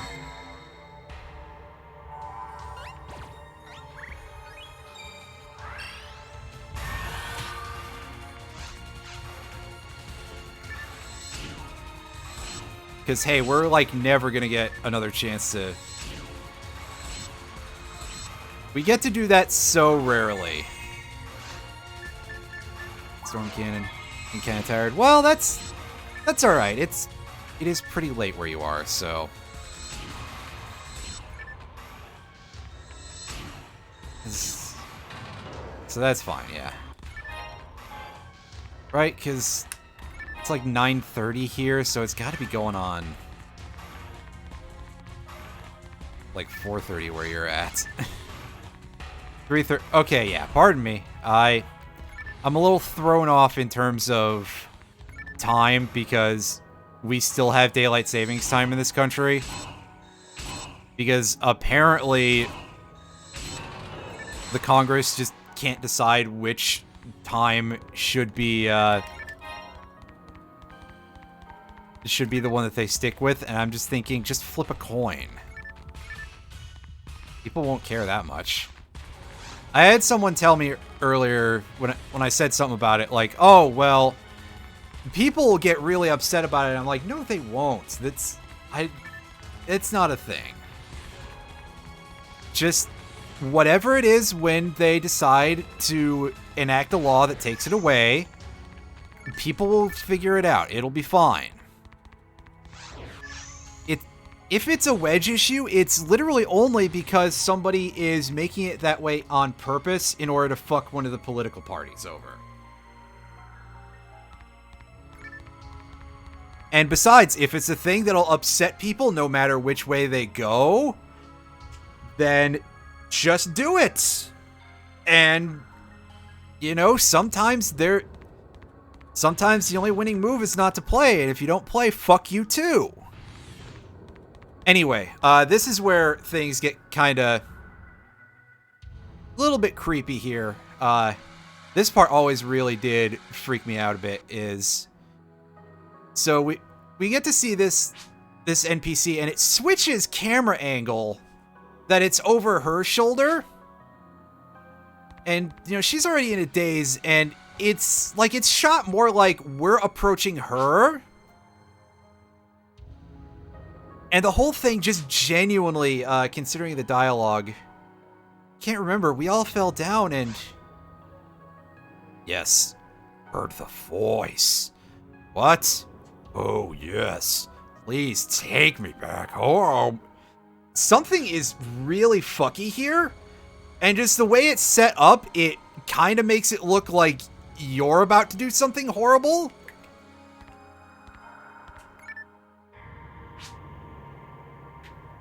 When we arrived here, there were no traces of the research team.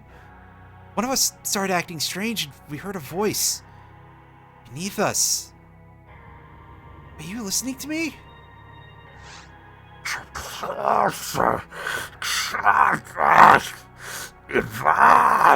Evolve, that's not an idea we want to think about. The earthquake is talking to us, yeah. I mean, yeah, it's clearly supposed to be Dark Force / Dark Falls as they started to translate it in this game more directly, and not for reason of A, translation jank, and B, not wanting to fuck with character limits back in the old Master System days. I hear nothing anymore. Hey, are you really listening to me?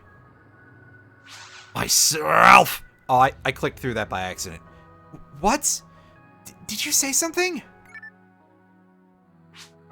What? Stop! Stop that! Don't come near me! No! And then, you know, after she just has this horrible mental freak out, she starts trying to kill us. And I'm pretty sure we can put her down with, like, a single hit. Okay, maybe if I had done more like this, but she's being incredibly aggressive. Yeah, she has less than 200 and... she has less than 300 HP. On hard. On normal, I one-shot her, so it was literally just like, she freaks out and starts trying to attack us, and then we shoot her in the face. And there's something a little bit fucked up about that. I'm pretty sure she did an absolutely minuscule amount of damage to us. Yeah. With her stupid little magic twig, but... part of that is because we're on super hard, or hard mode, rather.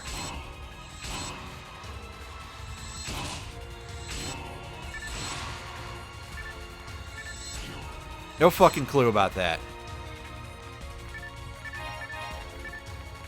So yeah, this absolutely, like, scared the living shit out of me when I was a kid. And again, I'm using the term kid a little bit loosely. I was like 12 or 13, but it still scared me quite a bit.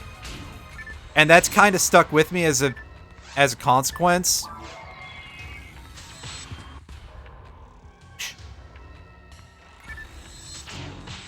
Ow.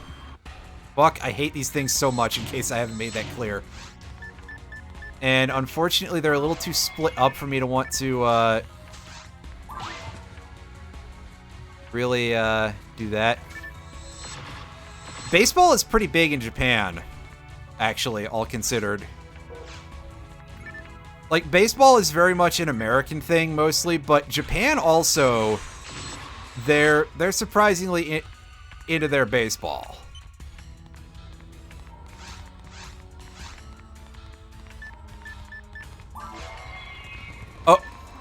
Oh, hey, Chaosbringer.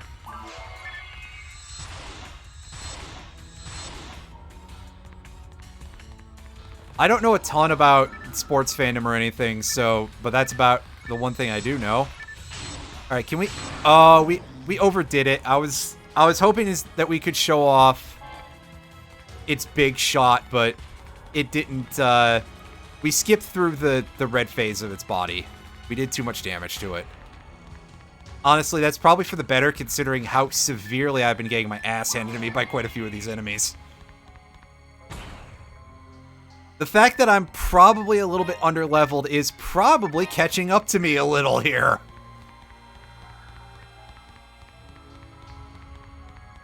But also, who wants me to go do a level grind on stream, right?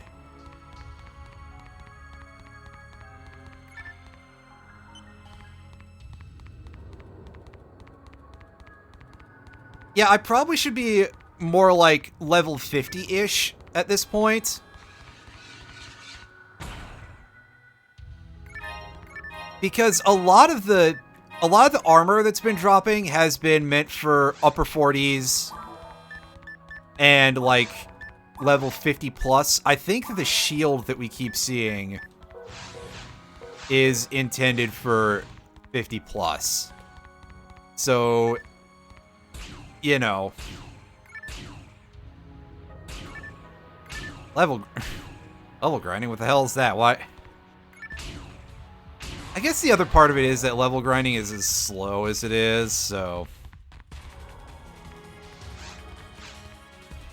Oh, is something going on over here? The weird white fog. Actually, I'm gonna check my map real quick. Okay, no, the thing I'm thinking of requires us to beat the quest, I think. Not that quest. Oh no, the earthquake is trying to say something to us again.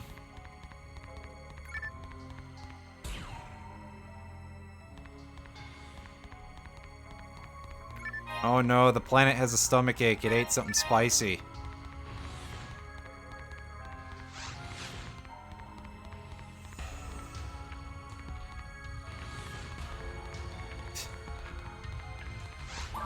I'm going to go the other way real quick first and see if there's anything. Okay, yeah, we're getting more earthquakes going this way, so I'm assuming that this is actually the way we need to go. Alright, don't jump me, you guys.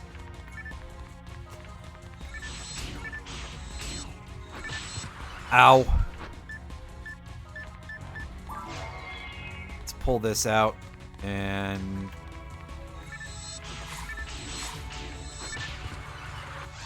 that didn't work out so well.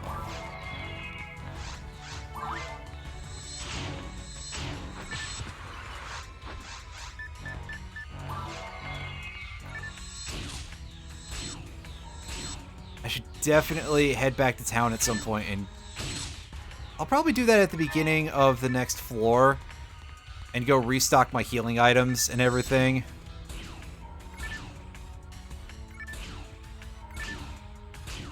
Because, yeah, we've been using them quite heavily here.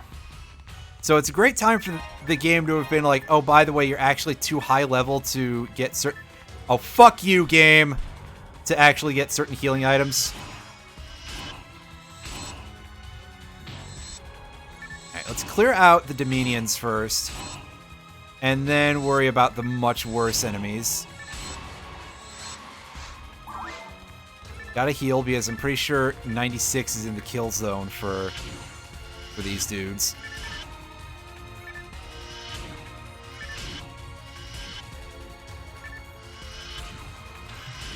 Yeah, that lightning attack from our cannon is much weaker than I thought it was.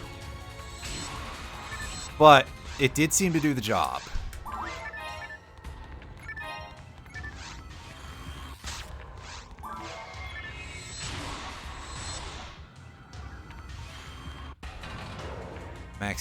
Maximum level to get them. There isn't actually... if I may have explained things a little badly, but it's more to say, like, we'll pick up that dragon armor here. As you can see, this says level needed 43.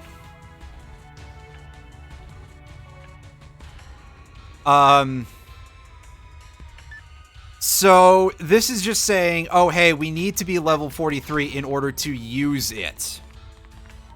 So, like, one of the drops we've been finding a lot of, we've been finding the Protect Frame and the Glorious Shield dropping quite a lot from those blue, in the blue cubes. And I'm saying that I'm pretty sure those require you to be level 50-some to be able to use them.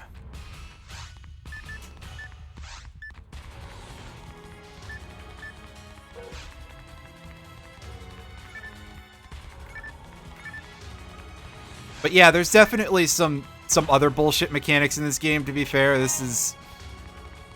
I guess this is one of those things they wanted you to work out a little more in groups. Yeah. Yeah, no, there's nothing quite that level of cruelty.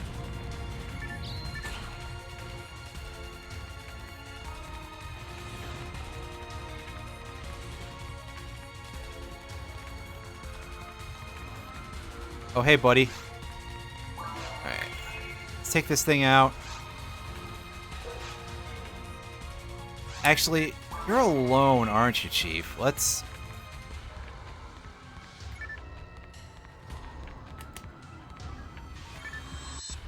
use this as our damage source. Again, let's see if we can get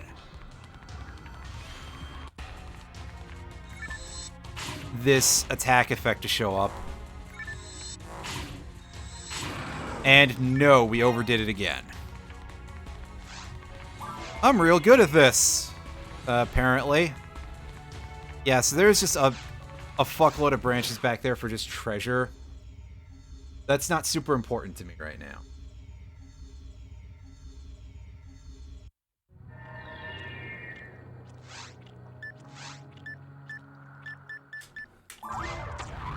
Telepipe our way out. I gotta start keeping the Trimates, because I'm gonna need more healing items, period. And even though that's overkill, it's something at least.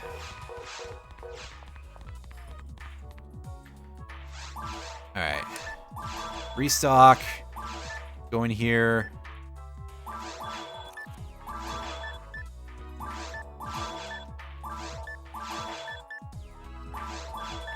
sell all this shit. We don't sell the grinders. How have I been? Pretty good.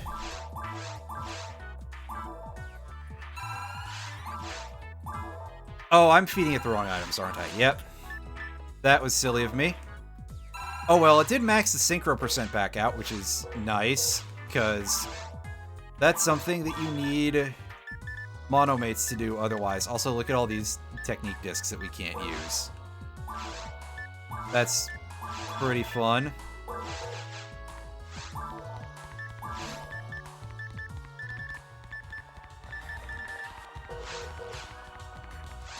Deposit our little bit of cash.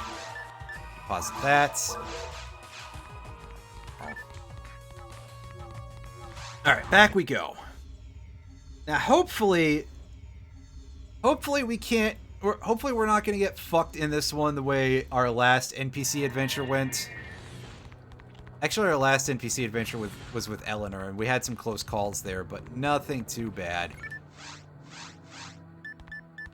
Hey, dude.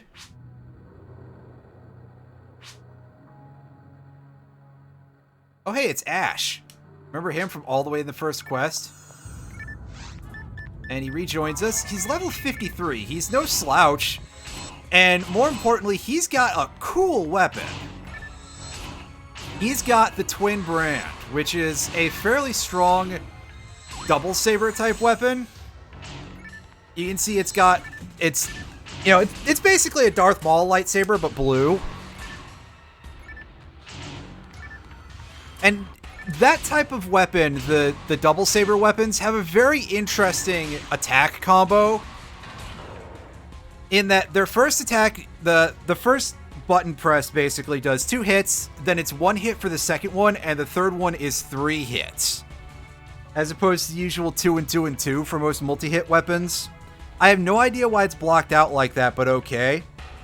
They also tend to be very strong single-hit weapons, so yeah. I remember you. I talked about you earlier.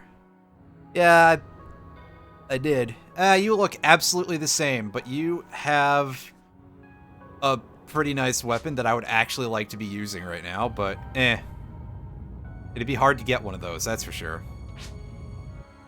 Hey, why are you here? The research team? Oh, they were all killed! I found evidence of it! Yeah, oh boy. Nice. Strange machine near the monument is what caused the quake.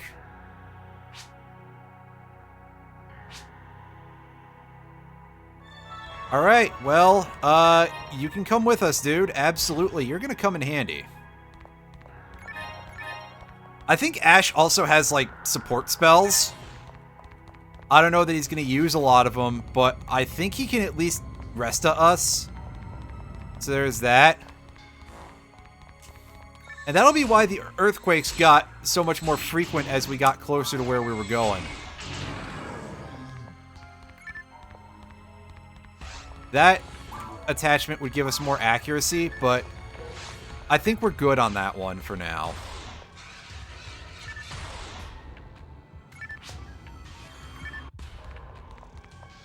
Oh, you had something to ellipse about the monument up there.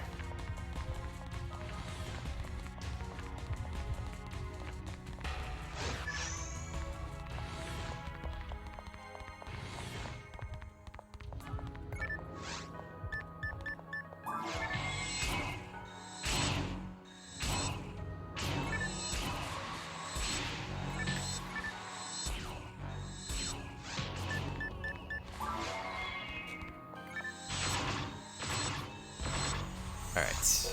Clear them out. Oh, they're bringing in the whole gang of assholes here. Ash.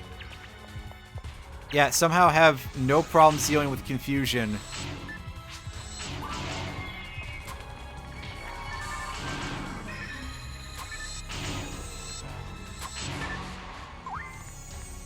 Oh, hey, he actually used Resta. Nice, he healed both of us.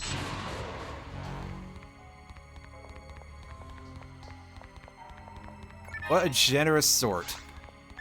And hey, again, finally we actually have an NPC partner who can help us.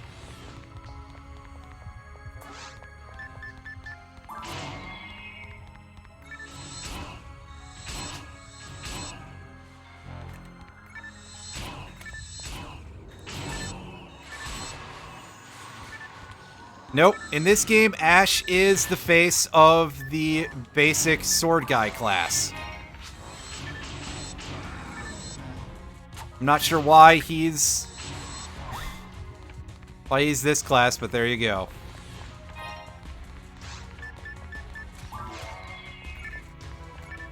Video games.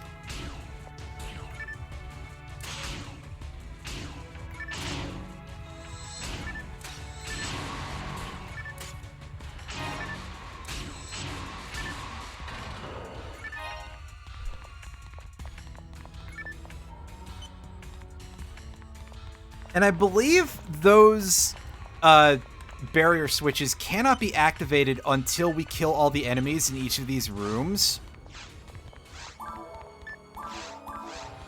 Which is a very unusual way of doing things.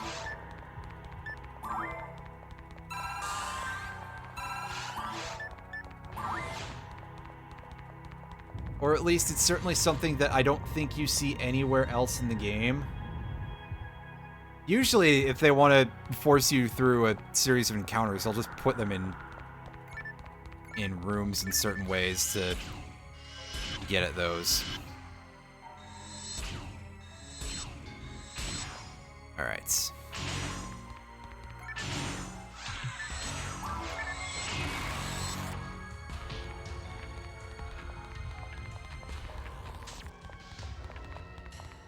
And at this point, we're set up such that we actually can deal with these guys a lot better than we could in that one quest.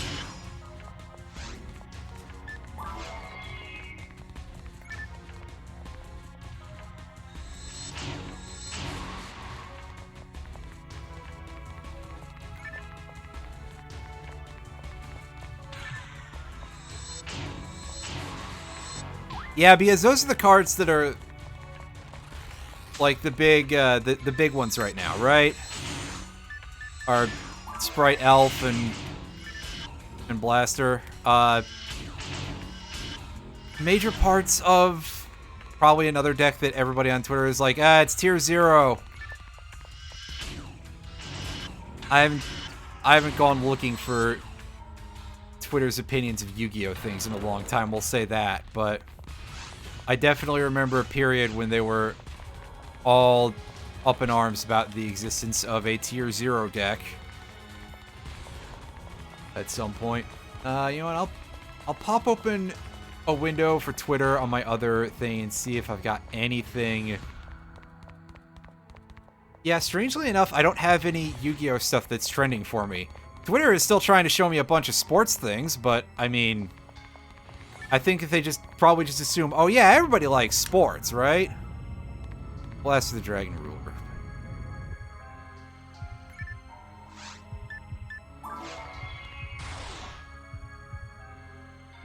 Oh, right, okay. Gotcha.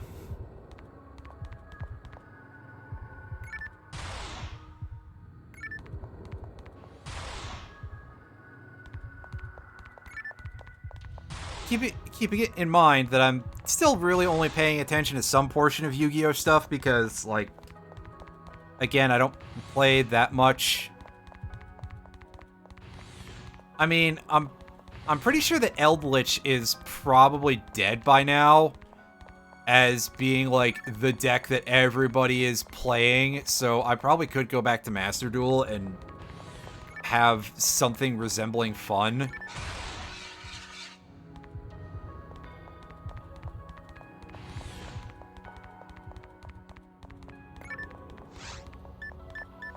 Yeah, I'm surprised they haven't done that yet.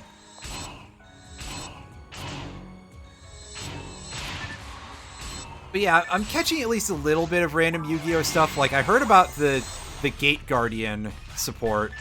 In fact, I think I've spoken on that already. Ooh, hey. Rare sword of some description. Is this just another Slicer of Assassin? It is. That's a shame. Oh well.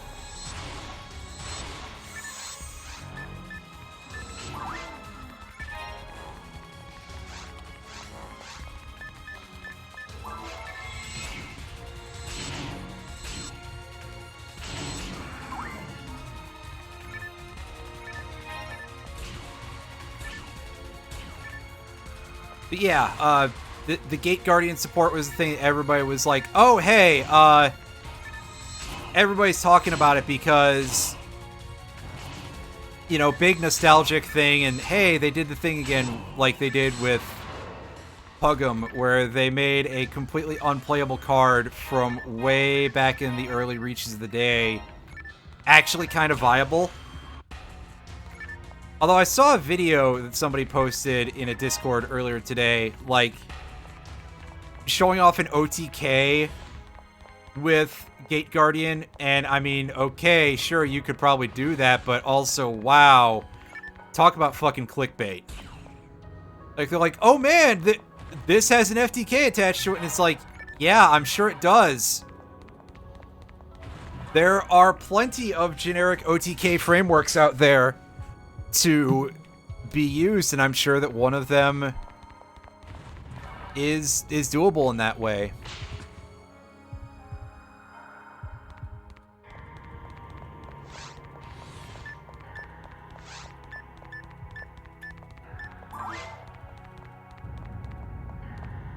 This labyrinth is...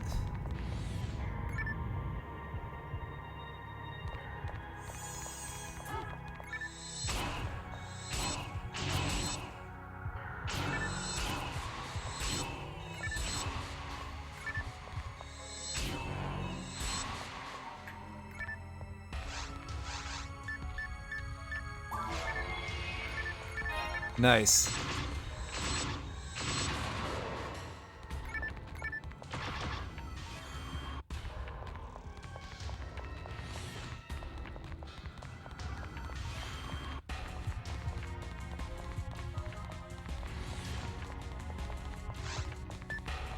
It's pretty fun. Yeah, totally awesome. And I'm not entirely surprised that Totally Awesome got spanked, because of course Totally Awesome has been like really strong for a very long time.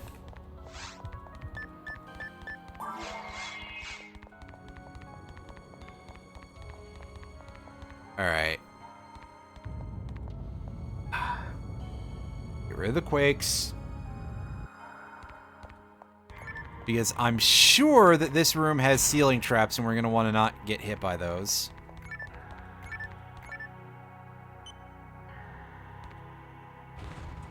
Yep.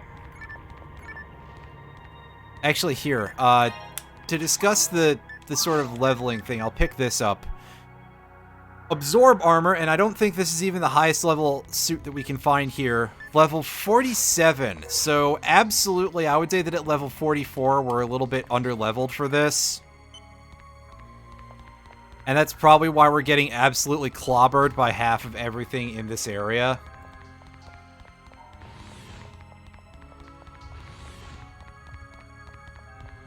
Half of everything, and then some.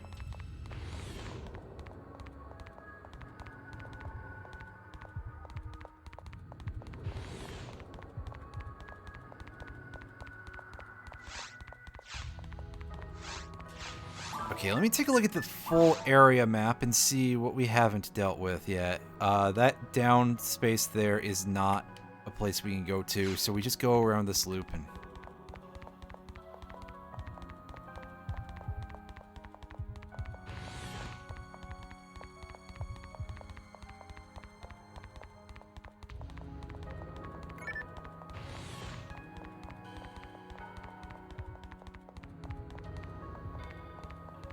Oh, I'm not surprised that Verte is still in, because that's a really big card, but I'm sure that it's one of those things that, like, okay, we'll let you do it once. Although I don't know that you would actually need more than one Verte Anaconda in a deck unless things go real badly for you. Oh, wait, no, we've hit both of the switches, so we can go to that teleporter, I think.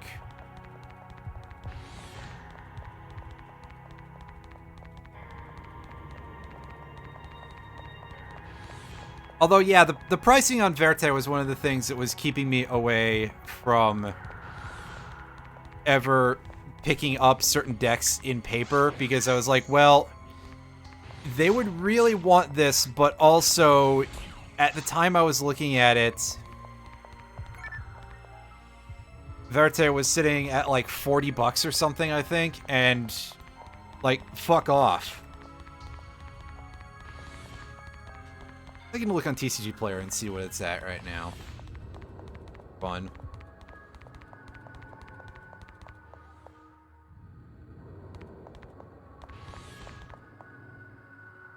Don't walk into the wall. I'm bad at multitasking, sorry.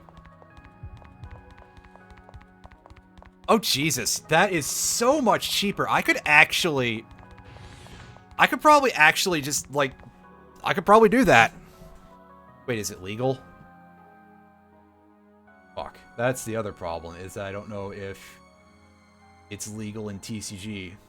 TCG Player doesn't have the list, and...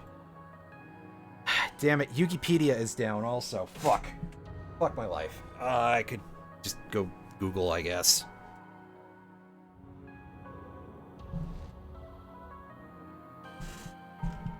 Oh, it is? Well, okay.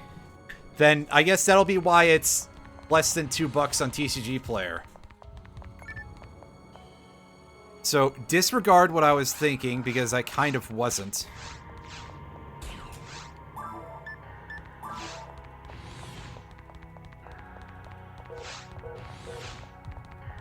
Although I think it's kind of...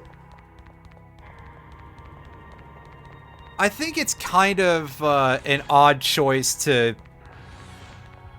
Oh, we're still looking for the red... Oh, right, okay. So we just opened up the teleporter over there.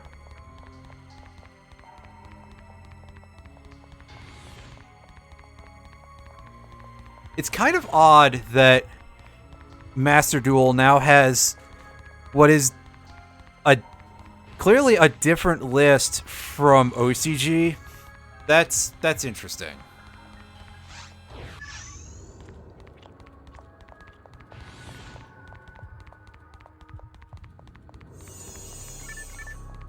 Oh boy, I heard a bunch of shit warp in.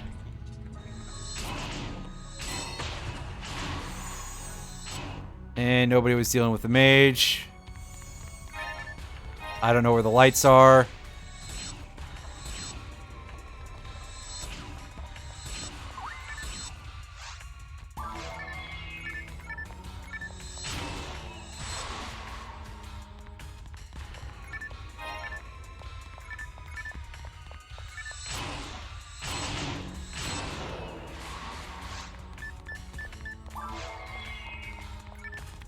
Okay, I think we've cleared everything out, so we can go turn on/off that fence switch.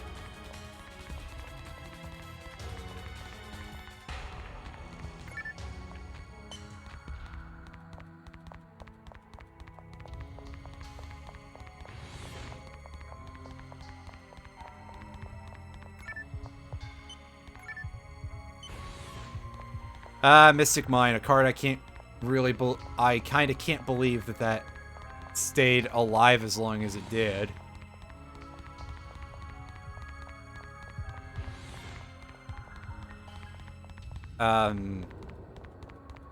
Chicken Game is one that I know.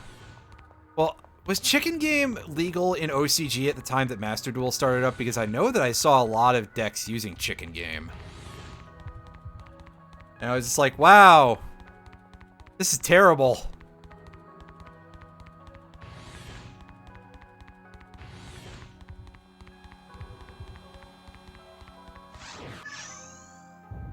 Nice. Good old school ultimate offering. It's vibrating. Is it reacting to this monument? Monsters are... You don't say. The more that are killed, the stronger the next monsters become. That's not so much a thing. Seems like something is controlling them. Just come at as if they were soldiers ordered to do so. These unending monsters are fighting to protect something.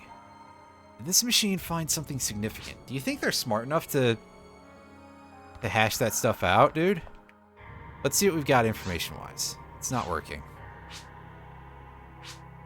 Was it examining this monument? Perhaps it happened to touch something sealed in this ruin. Earthquake, panicked guys, monsters. Anyway, let's copy the data and then turn it off. Hooray, we got the monument data, and we switched off the earthquake machine. And now Ash is going to leave in a moment, I believe.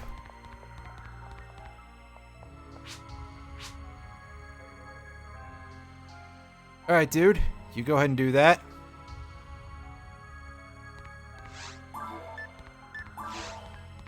And at this point, we can go back and we can finish the quest. Or we can do the other form of going back and return to Ruins 2, and I believe someone should be waiting there for us.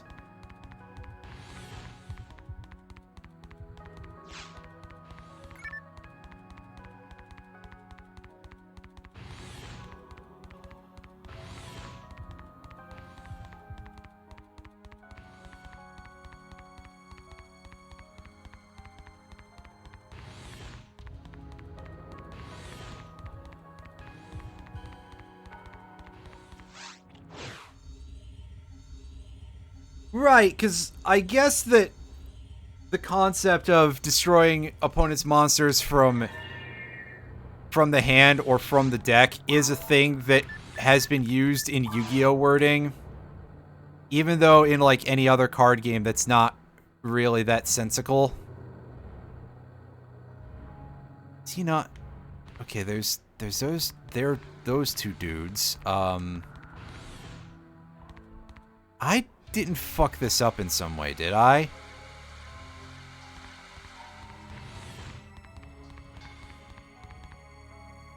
We go recheck the guide.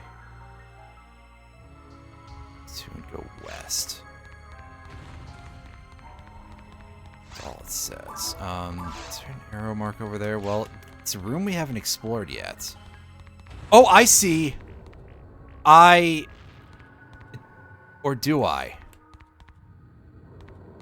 I mean, I don't see as part of the point.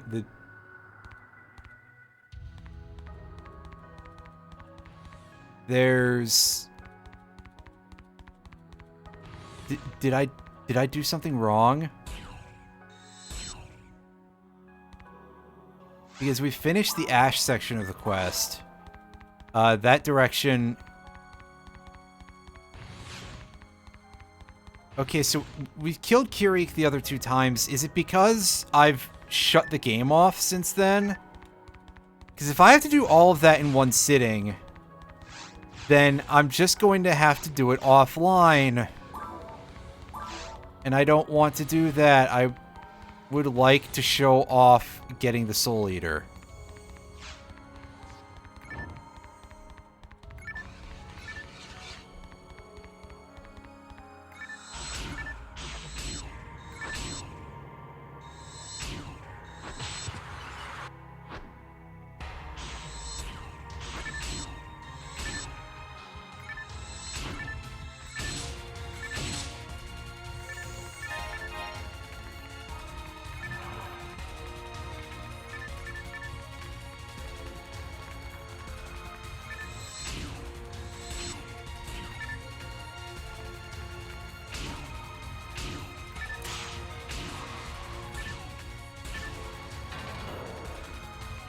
And that would be interesting if we got a new rule set or partial rule set.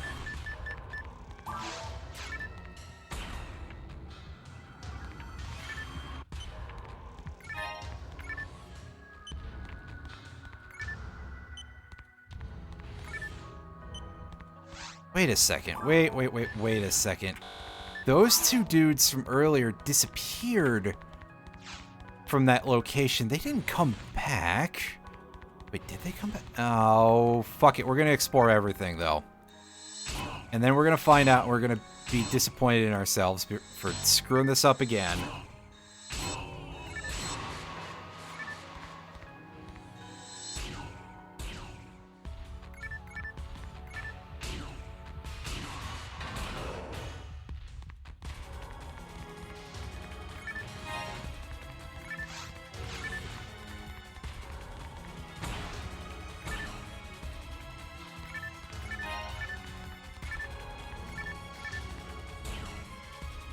But right, the thing about Raigeki that I was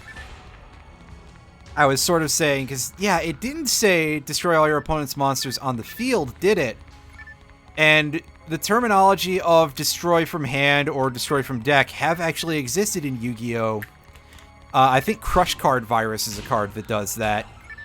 But on the other hand, I would sort of look at something like that and be like, yeah, okay, I don't see a reason why you need to create this. Because who in the right fucking mind is going to go, oh yeah, destroy from their, you know, you see destroy and you think destroy from field, right? Just sort of inherently, because that's the language that makes the most sense.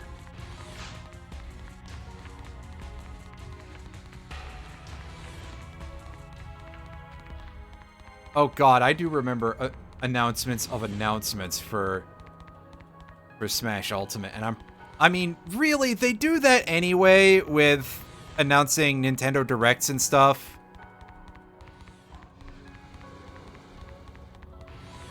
Anything like that is an announcement of an announcement. Like, we're informing you that there will be a press conference. Yeah, okay, shut the fuck up and cut to the goddamn press conference. It is a really bizarre thing when you think about it. Or even when you don't.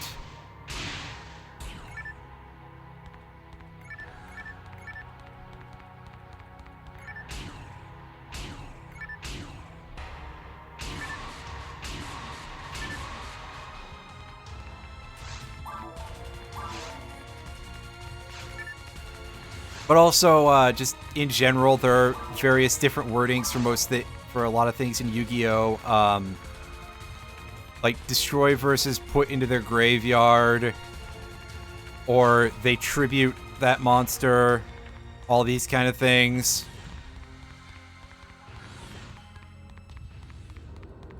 And some of that does kind of make sense. It's just weird that you get so much of it. Anyway, we're gonna go check on these two weird corpses that were supposed to be gone by now. Are these the same? Oh no, they're not. Okay, so, I mean, yeah, we are to the west of that point, huh? Ash? Buddy? You don't say. I've dealt with him before. Or I'll kill you. Oh, he's absolutely losing his shit. Ow! He got the drop on us. Well, buddy, just roll over. You are going down. And in fact, just to help emphasize it, Photon Blast.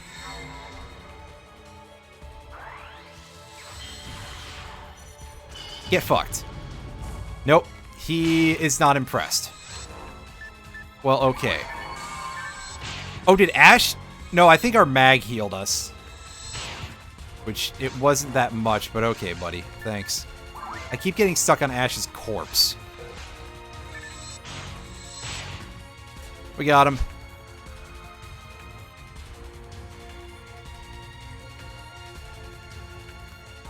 Yeah, absolutely. But it is just like, it's such a bizarre concept no matter what. And hooray, we got the Soul Eater. Da, da. Da, da, da, da, da, da, da, da, da, da, da, da.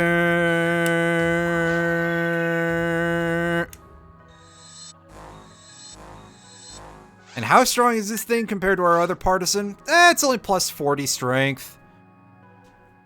It's a whole 11 accuracy higher, though, which is nice. Cursed Scythe that drains HP from the user. Its special attack drains HP for a powerful strike. This doesn't come with Excalibur. Yeah, I know, right? And we pick him back up. What do you got to say to us, dude? Defeat him? Damn. You don't have to worry about me. I'll be along shortly. And he's not interested in throwing us a telepipe. But also... yeah, so as you can see, as we walk around with this, it will drain our HP slowly. So we're going to want to put that away most of the time. But we've got ourselves quite a nice set of gear so far.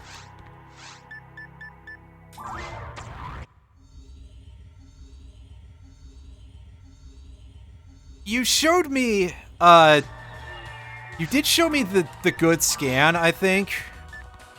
And you were saying that, hey, people have gotten some work done with this. So there's that.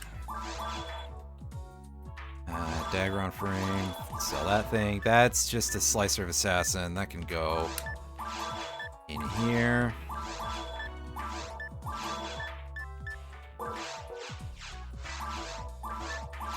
Buy those.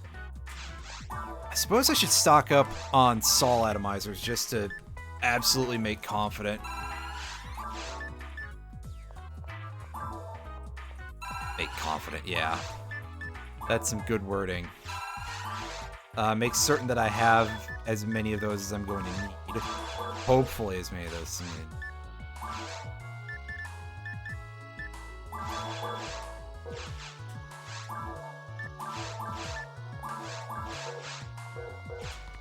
And yes, all of our gear, all of our weapons are upgraded to rare weapons of some description, except for this. We can't really get a rare shotgun at this point. But hey, we've done a pretty good... This thing has done good work for us since we got it.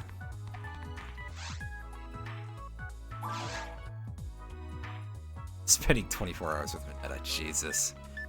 I haven't even read any of My Hero, and I know what an obnoxious little piece of shit that character is.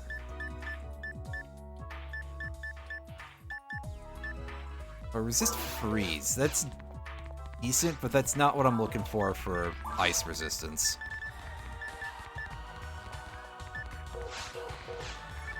Anyway, let's go ahead and collect our reward for this quest, and I suppose we'll try the one that we failed earlier one last time. Oh. Yep. We did it. We've completed one of the most unsettling parts of this entire game. Like, that quest, especially that one scene in it, absolutely freaks me out still to this day. Like, it's set up so well to be genuinely really terrifying. And we have unlocked the final quest, Central Dome Fire Swirl. This is not going to be the one we're going to go do, but I suppose that would probably be a way to take up that amount of time. And it might be less annoying than this one after, you know, considering how that went, but also, eh.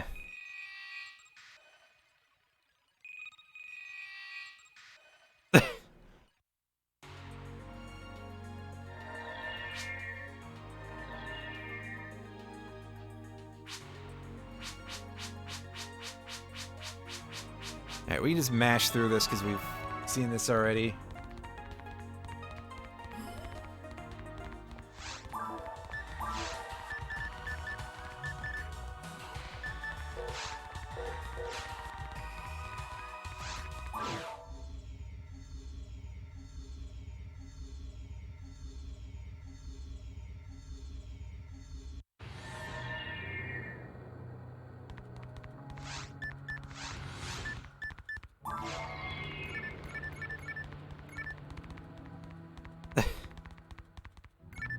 I don't really remember too much of what Cream's voice sounded like in the Sonic X dub. I didn't watch much of Sonic X, though, to be fair. But I do remember there was a period where people were just very, very extremely harsh about Cream in general, just as a character. And to be honest, considering it's people on the internet, it's like, well, I think I know why you're like this, and it makes me want to not consider your opinions.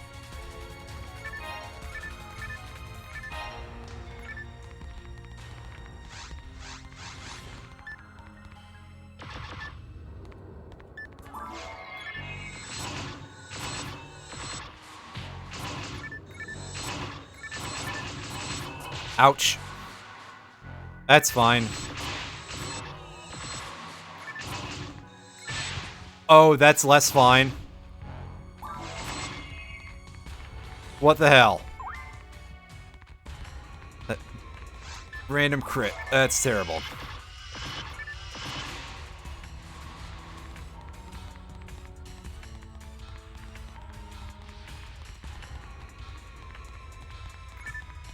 There we go. There's the position we're looking for.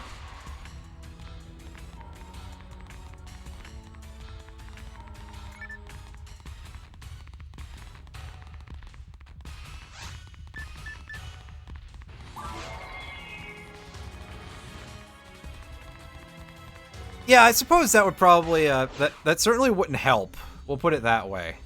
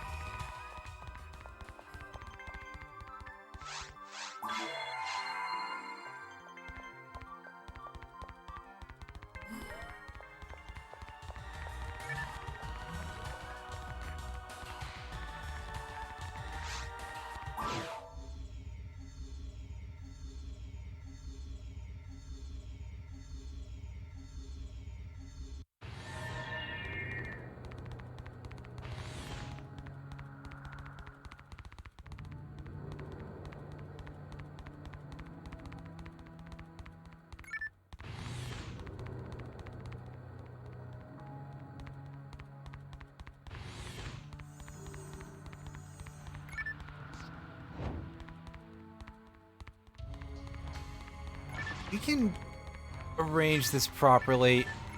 Shino, you're fucking it up for me. Actually. And, yeah, she's continuing to... Oh, she's gonna get herself murdered at this rate. For anyone who's just joining, I have attempted to run this quest earlier, and I got to the last room, and she died. And so I failed the quest, and that's why I'm definitely very much like, about anything right now with this particular NPC. I mean, I shouldn't be surprised. She's using the same AI as all the other NPCs, and we've seen that that isn't very good, but also...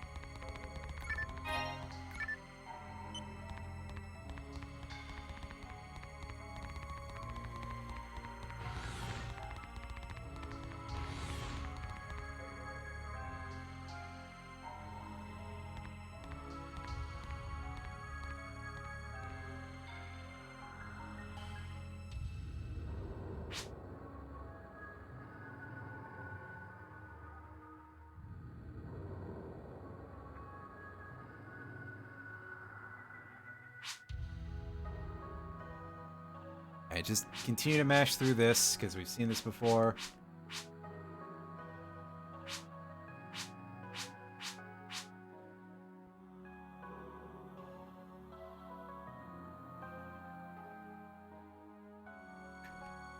I don't know if you've mentioned that Ghost Game's getting a dub. Alright.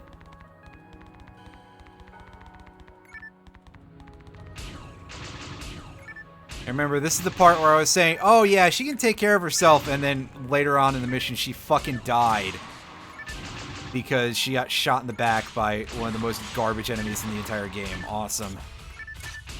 That's what I get for saying anything. I mean, I remember that. I don't remember you saying anything about Ghost Game getting a dub.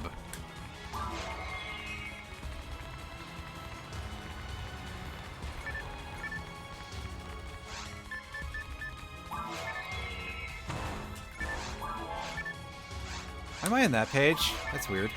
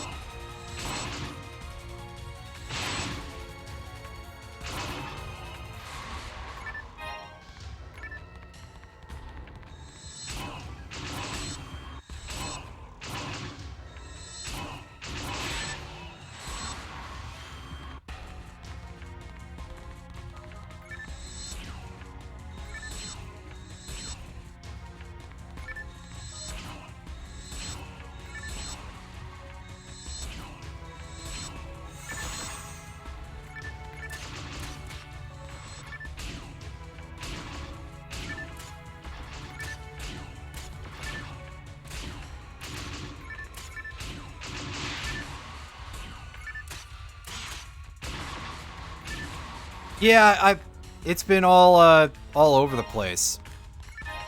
I think I did my last stream on a Friday, or maybe it was a... No, it was a Friday because on the next day is when I got my desk all put together. Because my dad was off, so he was actually able to do that. He was actually able to give me a hand with that. In fact, by give me a hand, I mean he ended up doing most of it, so... You know, generous guy that he is. I would have done all of it, but he's just like, no, I'll do it for you. Yeah, there was a Saturday among a couple of them, so... I know that, because, yeah. Like I said, I think I am probably going to end up... I've thought about it as long as I have. I should actually just remember to remove that schedule. And just be like, well, I'm trying to stream 3 times a week, and that's as much as I can say for sure, because that's what I'm going to try to aim for, and I'm probably going to not always be perfect about it, but 3 times a week seems quite reasonable, but, you know, again, if my sleep schedule keeps bouncing around like it does, and everything else...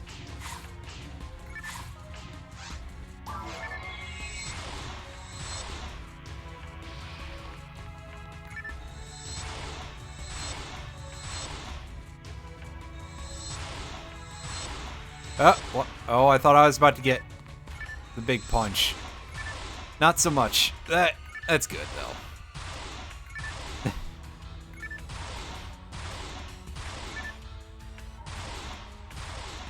Oh, I see someone had an encounter with... Well, someone's character, I guess. I had an encounter with the resident monster fucker, who I'm sure is, like... just a requisite in almost any sort of RP setting. As the player, if not the character.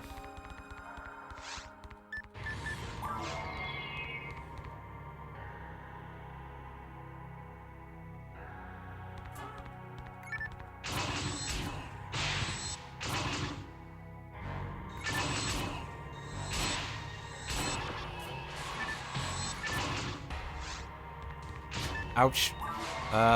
Back up for a second, please, Shino, so that way we can switch over to this thing.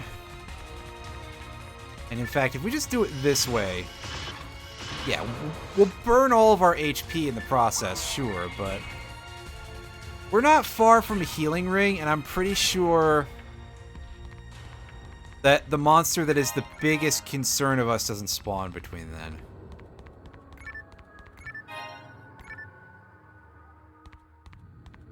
Ah, gotcha. Ooh, PB amplifier. That is a pretty neat, equipable unit. I don't know if we've seen one of these yet or not for me to discuss it, but it gives you a very slow, if I recall correctly. We'll equip it for a bit to try and demo how fast it is. Or not. It gives you a very slow photon blast meter recharge just for hanging around. You know, just doing your thing.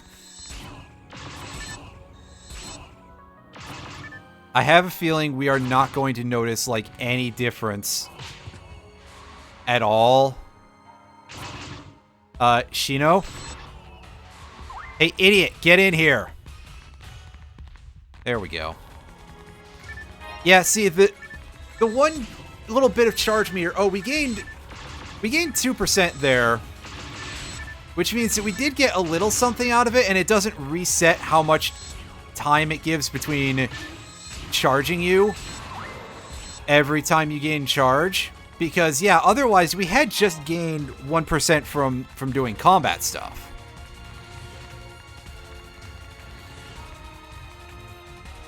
Am I trying to summon Silver the Hedgehog?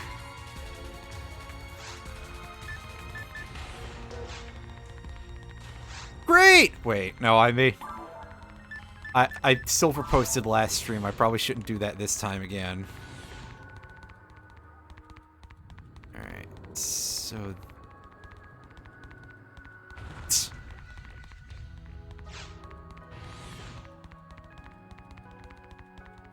Well, listen, I don't remember a whole lot of specific dialogue from that game. I don't want to think about, like, any part of that game.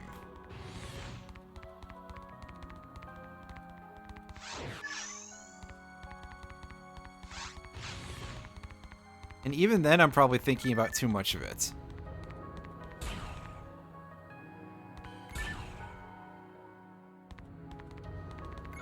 Oh, there we go. We gained a little bit more photon blast charge. Neat. Good parts. Yeah, even then, the parts of the game that were good are still kind of substandard for Sonic, 3D Sonic or otherwise. Ow. Boys, there they are.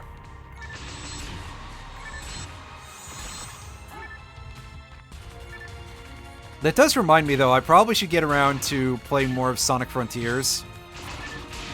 I did start Sonic Frontiers, but I haven't played much more of it because I just keep looking at it and it's like, wow, this is a truly far too large amount of content. Like, wow, there's just a lot of shit going on in Sonic Frontiers. Excuse my yawn. That was unprofessional of me. I say like anybody here cares if I'm professional. In fact, the way a lot of streamers are really makes me think that would actually be not beneficial for me to be professional.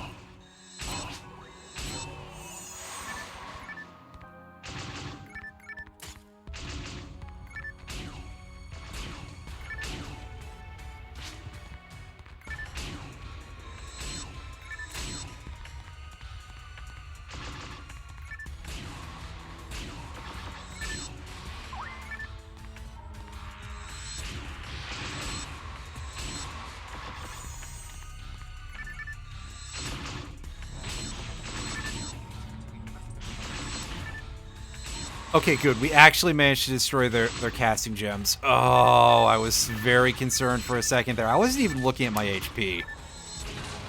If they'd managed to get that spell off, I would have died.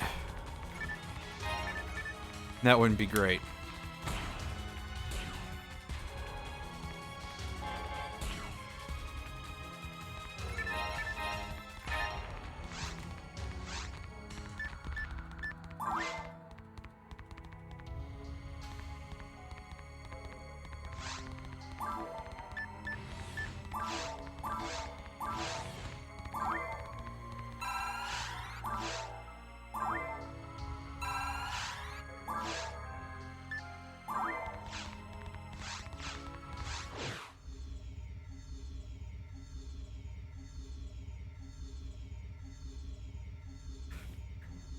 Yeah, I mean, it's definitely the case, and this is a thing that I was writing because, haha, I have a thing about Sonic 06 coming up sometime soon, which may be why I'm even more in despair about it at this particular juncture than usual, but yeah, Sonic starting in the 3D era absolutely is just very heavily based on Dragon Ball Z. And Sonic 06 in particular, Sonic 06 is really just kind of DBZ fanfiction, but with a Sonic skin on top of it. Like, I don't think that there's a better way I can describe it, really.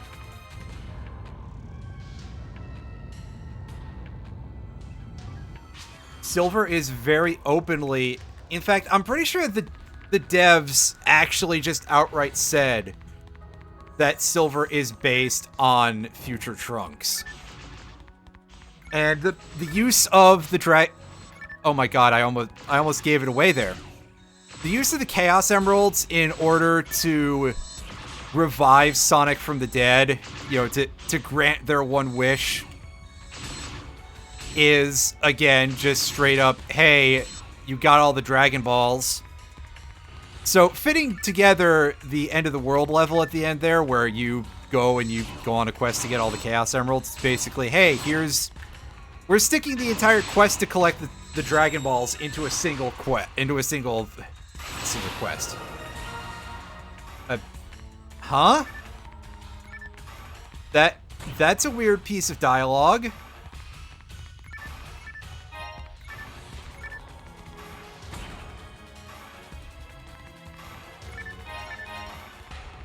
Did she run out of healing items?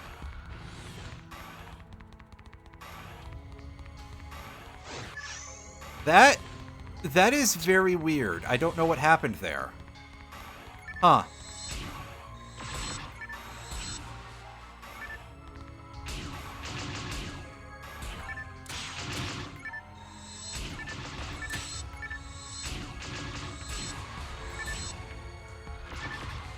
Anyway, yeah, I'm not 100% sure of, like, the provenance of early Sonic, but definitely Adventure Era is very much grounded in... Okay, I think she is out of healing items. We're actually gonna go... We're gonna go back. We're losing our Photon Blast as a result of this. Returning to town empties your meter for some reason. We're gonna try taking her to the healer and see if that fixes the problem with her lack of healing items. It probably won't. But if nothing else, at least she'll be at full HP. And we can safely say that we tried.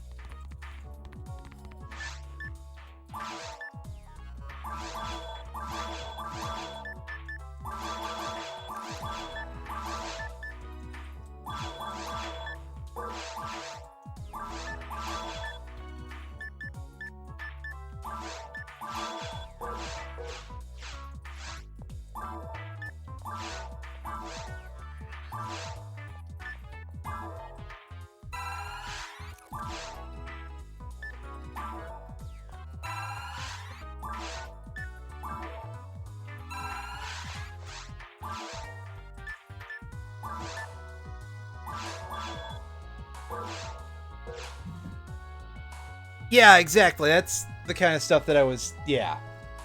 One second. Sorry, the chair is making me go a little bit numb.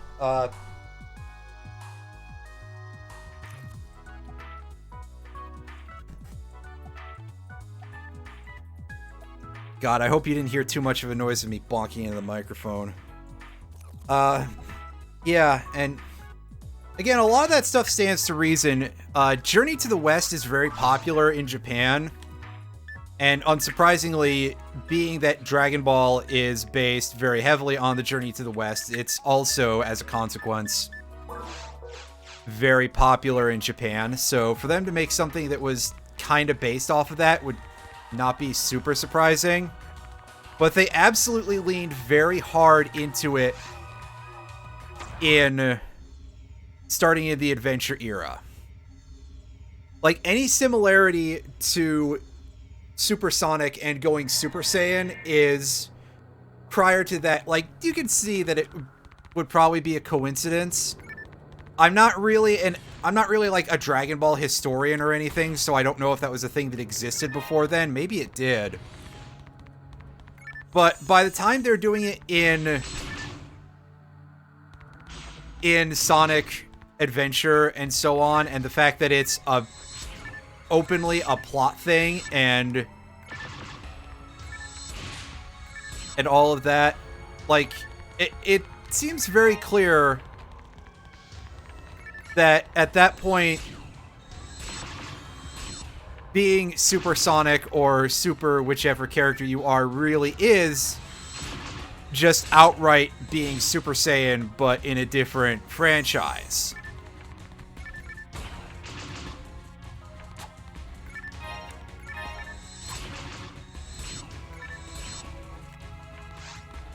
Okay, yeah, I wasn't sure about that because, again, like I say, my brain is like, wait a sec, was that even a thing that was a thing back then?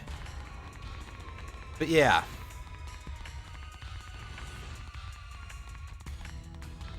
Adventure, they just went all in on it, and this room is a teleporter.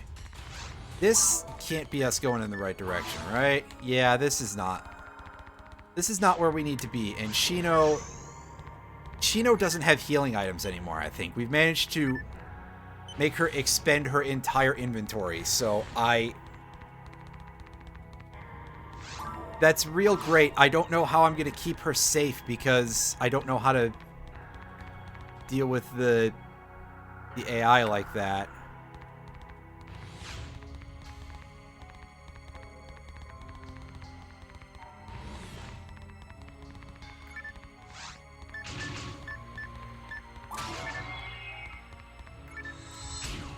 And unfortunately, she's drawing aggro away from me, so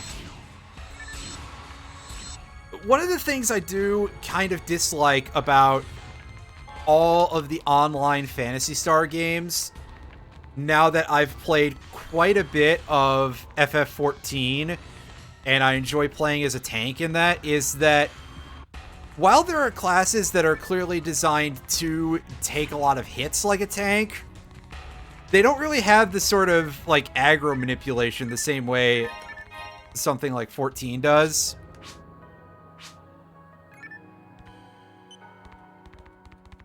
It's basically just, hey, did you get the first hit? No? Well, then it looks like you're not actually going to tank this monster, are you? Har har. And that's actually just one point of very bad design throughout the entire sub-series.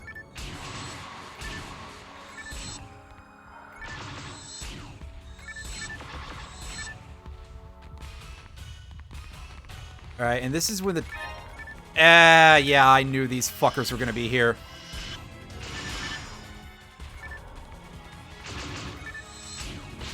Oh god, she's gonna get killed before we even get to the final room, isn't she? Yeah.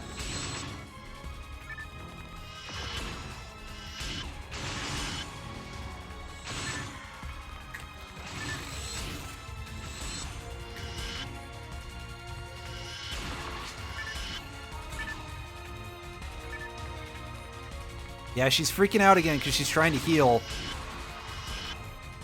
And she's out of... Oh my god, that actually... The fact that we've hit that point and it seems like it's just a generic, unfinished message, I feel like I've done so badly at this that I've hit something that I'm not supposed to see.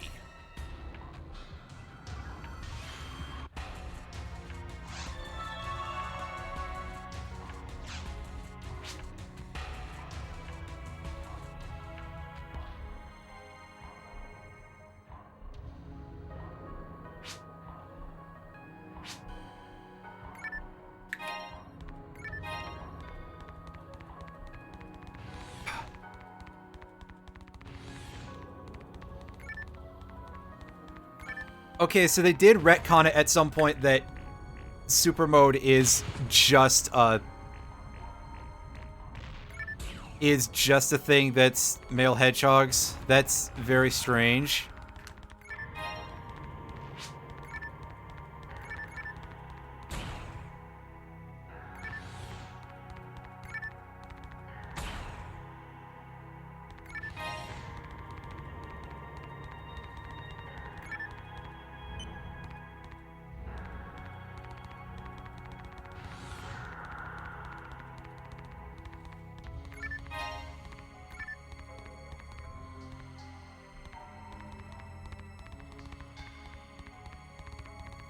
Yeah, that's not what I'm thinking of. I suppose that perhaps I could just, like, AFK for a few minutes and see if she starts regenning.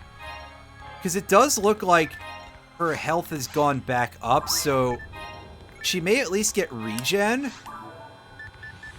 Which, that would be good. What's this one? Was a general power double minus. Yeah, this PB amplifier isn't actually doing us any good. It's a shitpost.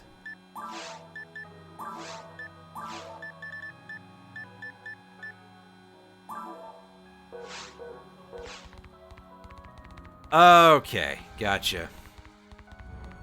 Alright, we can just sort of ignore the dead Bernie, because, again, we've done this mission before. I really don't want to have to try doing this again. And here they come. Here's our Fort Del Saber pack.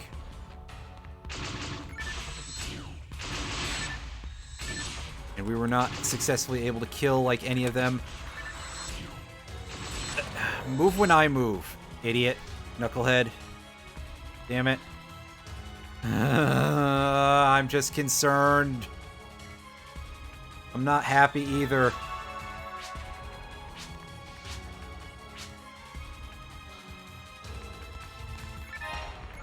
Mono grinder, monomate.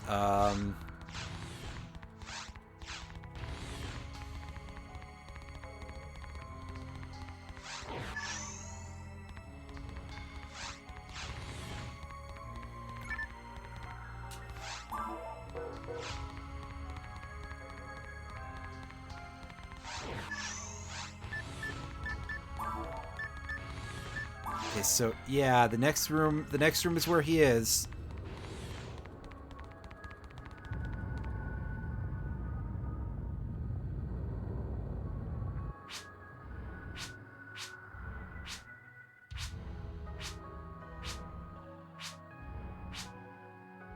You're about to have a really bad time, kid. I don't know how to tell you this other than just be honest about it. Okay, I'll be right back. And I'm gonna hope that she actually properly regenerates like an android.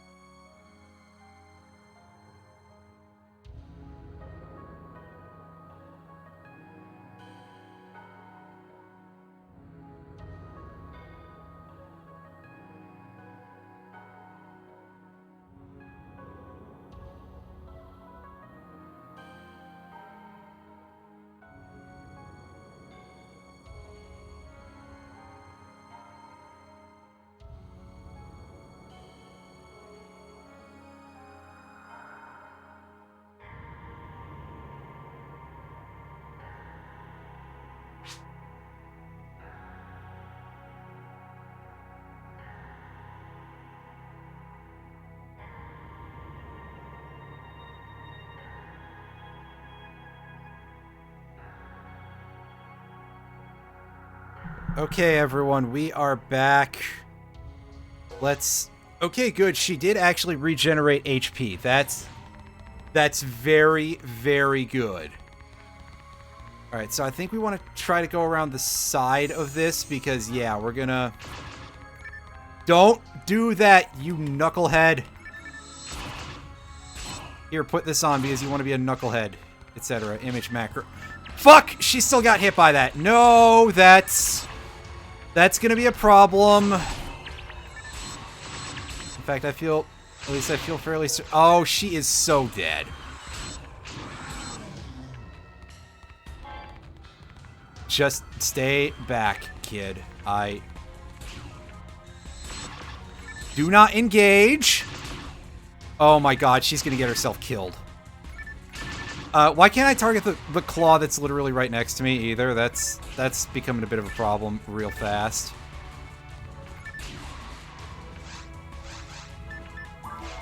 About to pull this out and go into desperation mode here. Oh shit, we actually got one of them. No! Don't! Don't, you dumbass motherfucker! Oh my god, that's not my fault! I can't do anything about that. Oh man, I'm gonna wake up the whole house with this, I'm sure, but I don't care. I don't care. What? Why?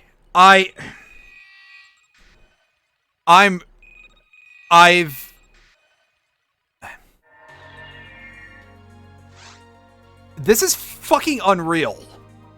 I have never seen this happen before. Oh my god. This is... Oh, man.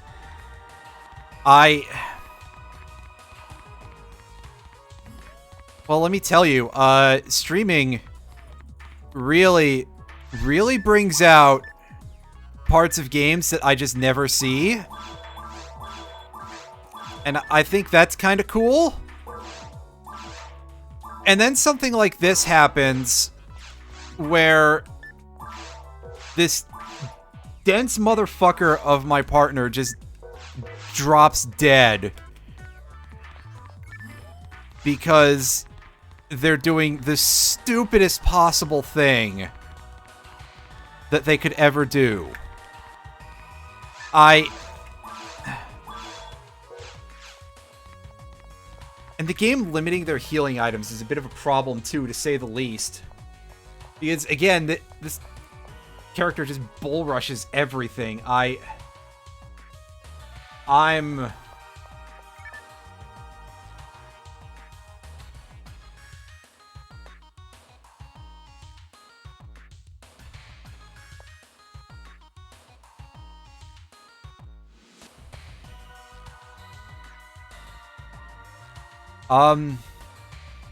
I don't have much to say here. I've just never seen this sort of thing happen before.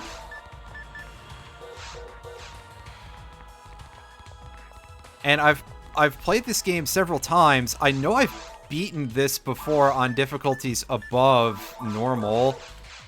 And on normal, she didn't act this terrible.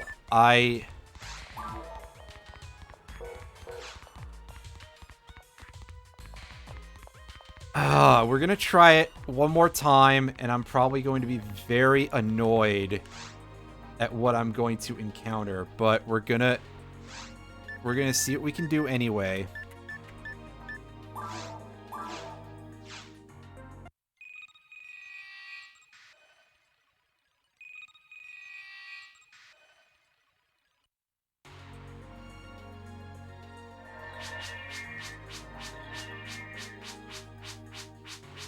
Oh, my useless escort here is named Shino.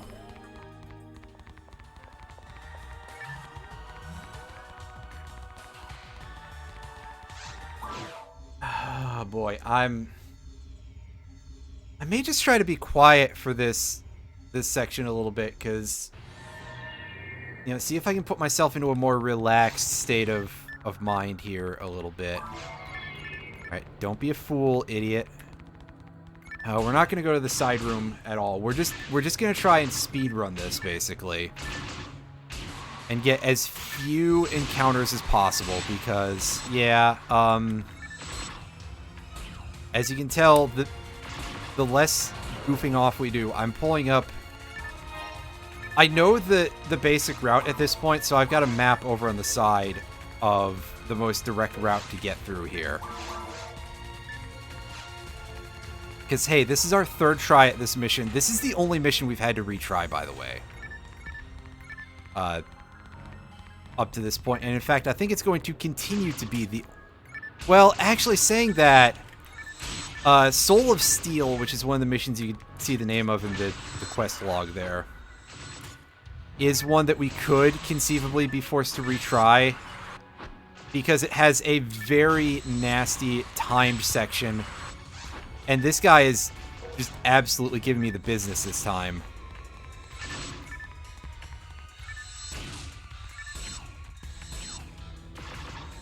Don't waste a heal. She didn't waste a heal. Okay, good.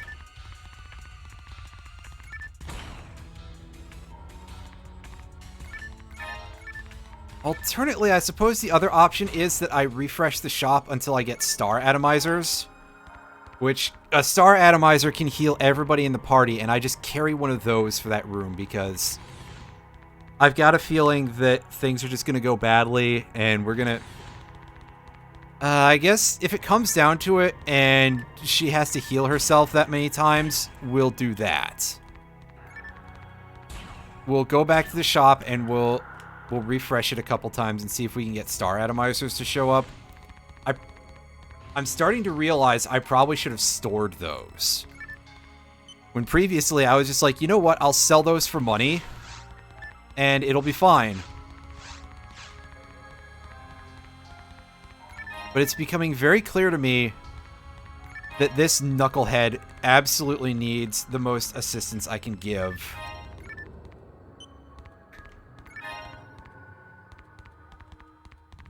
This is... I've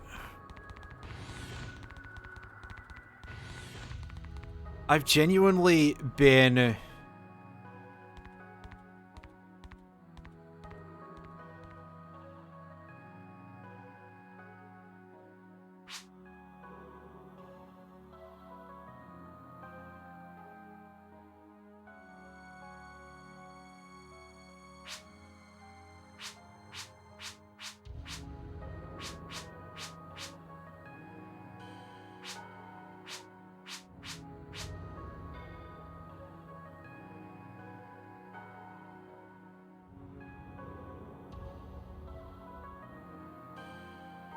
Like, I'm just at a loss for words. Alright.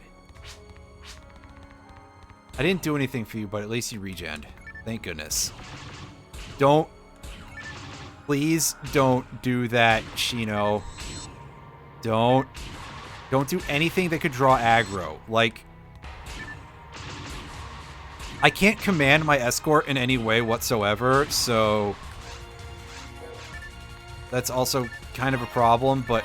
Like, really, I just need her to take as little damage as possible from anything.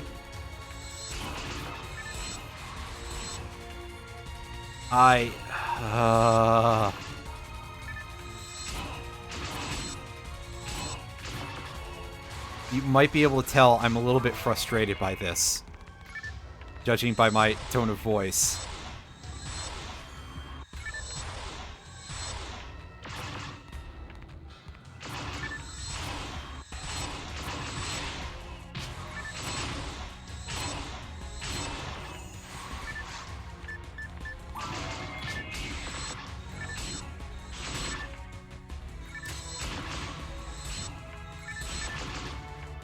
Your escort partner in the escort mission at the end of BioShock was more helpful than this. And that was literally someone who could not defend herself whatsoever. Okay, see, that's a fair time to use a heal.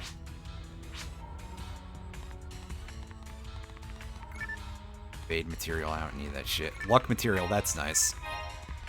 I could use some actual luck of not the stat variety, but okay.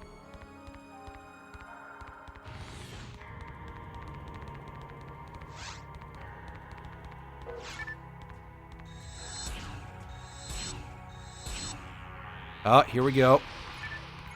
Oh, good dodging on both of our parts, actually. And yeah, I know, I probably should heal as well, but... Listen. It's all I'm good at, yeah, pretty much. That's a good estimation of what's going on here. Okay, we don't even have to fight these dudes. We can just go.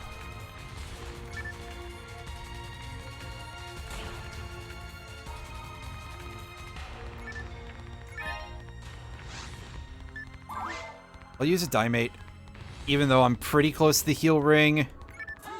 I know as well as anyone at this point that things can go south very easily in any regard. And she took a hit. Hey, nice. Star Atomizer. Good drop. Oh, I was hoping we could land the paralysis there.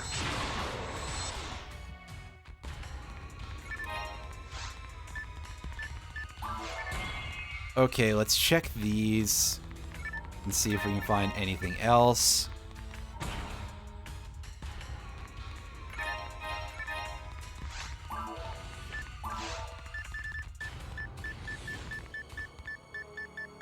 Items,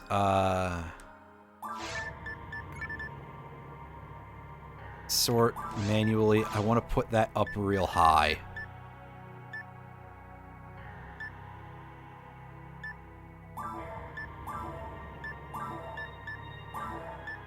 Let's do this. Because I don't want to have to feel like I need to search through my inventory in order to find those. Because otherwise I'm just going to be very frustrated when the moment arrives, because I know what's going to happen. Yeah, especially when that happens. That's probably partially my fault, because I'm pretty sure that my positioning was keeping her locked there. Because the escort's kind of locked to a very specific sort of sub-bit of the map.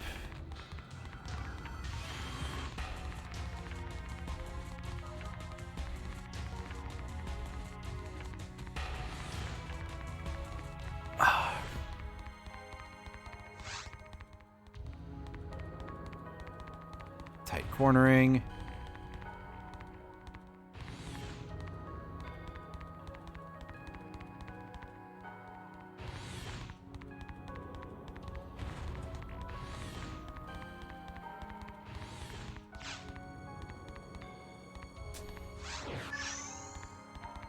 You know, I really wish that we got to, like, actually keep the swords that were on Zokei's body after the end of this mission. We don't. You can actually get all of them. They are rare drops from various enemies.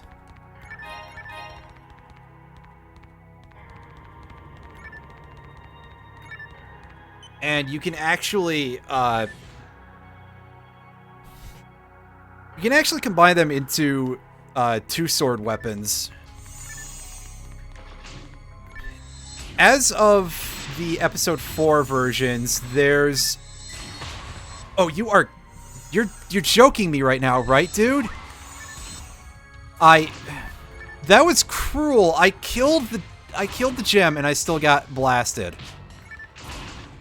Shino, do you not have any semblance of self-preservation in a singular bone of not wanting to die in your entire body? Or have you just given up? I'm sorry, did you look at housing prices recently in the real world? Or even in this world, probably? Because, like, in that case, I suppose I could understand, but also... Please, stop doing this to me. And stop doing it to yourself as well.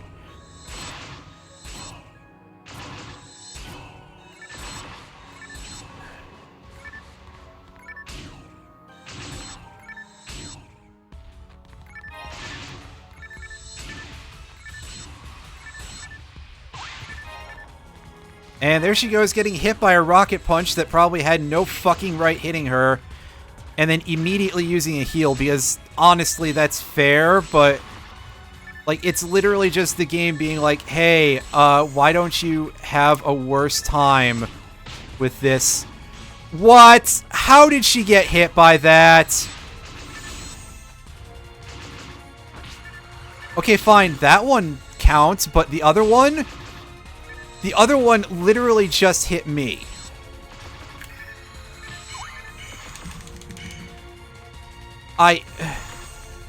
The AI on these partners is so bad.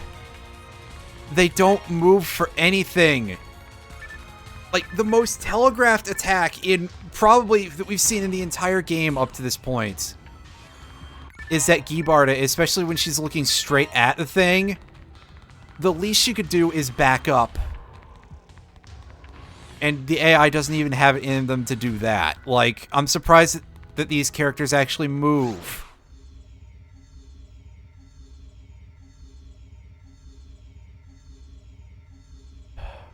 Please at least have something by the time we're to the end of this area. Please, please, please, I'm begging you to not be complete dead weight.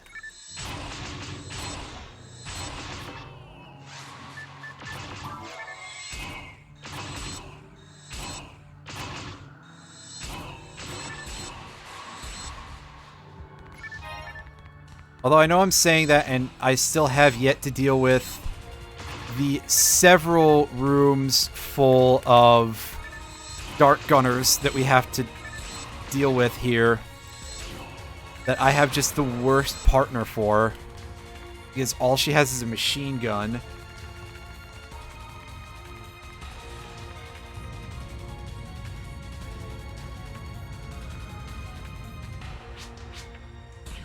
Don't say. It's not an earthquake. Okay.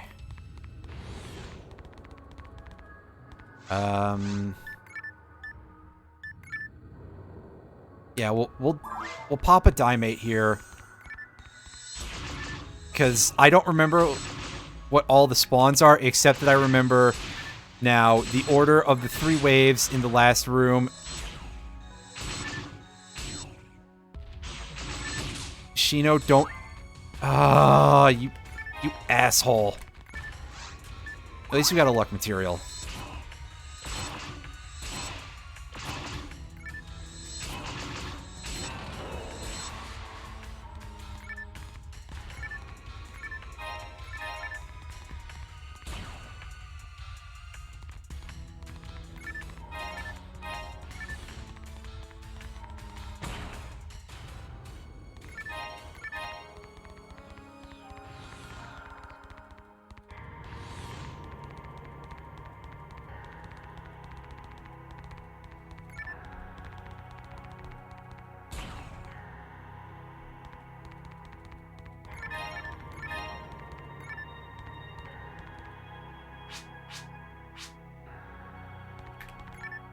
Okay, this, I think, is the first room with dart gunners. I mean, first we got claws to deal with.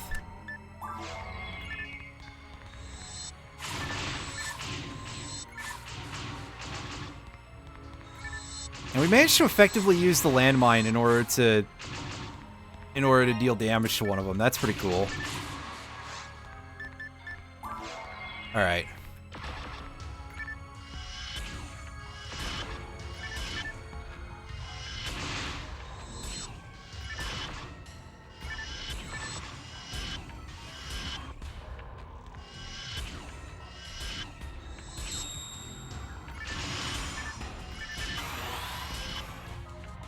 Well, one of them seems to have embedded itself in the wall. I mean, it's not really embedded, but it's definitely... Don't heal after just that! Oh my god, we're about to hit a cutscene, and you do that.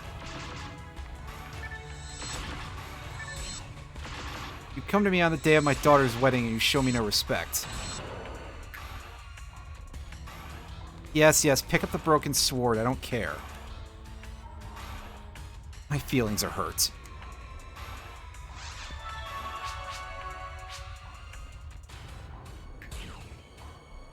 Well, for a start, they could try giving the ally characters a little bit of an AI.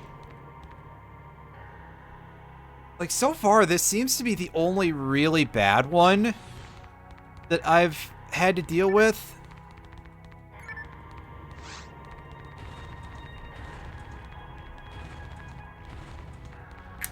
Oh yeah, that actually would be great. Because I do have an extra GameCube controller.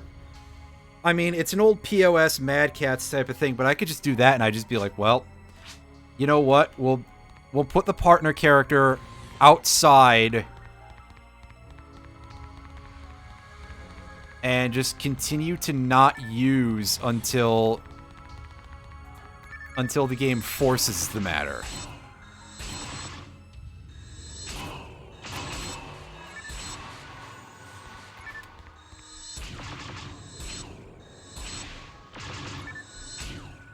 Now, sadly, we can't really shock with our lightning gun there, so I didn't even try.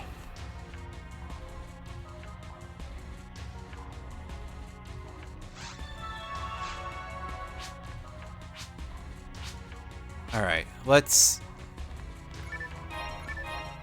do this.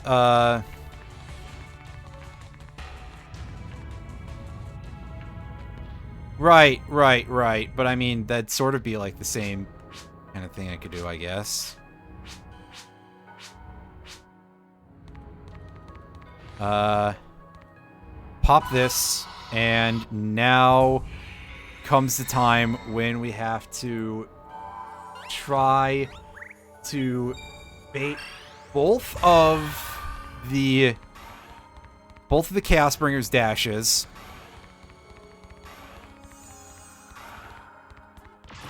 Alright, Shino, move. Or we can do this. This is actually great. Alright, don't be such a dick, dude. Do you still have healing items, Shino? Or are you out? Oh, thank goodness. She still had one, at least. Okay. Alright, now, step 2. We need to gather up all 6 of these dudes. And now I just need to pull them. I was going to say, or I could have a really shitty time with that. And we go up here. And we just start laying down our landmines. And by that, I mean we're dropping 2 of them. Alright, now claws, don't get involved with those. And Shino, don't somehow accidentally push them into it, because at this rate, I would believe that you could. Did they both go off, actually? Oh, I don't see them. I may have accidentally shot them.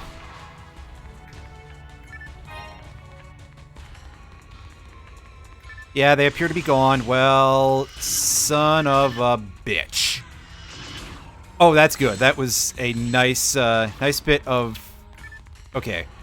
Back up.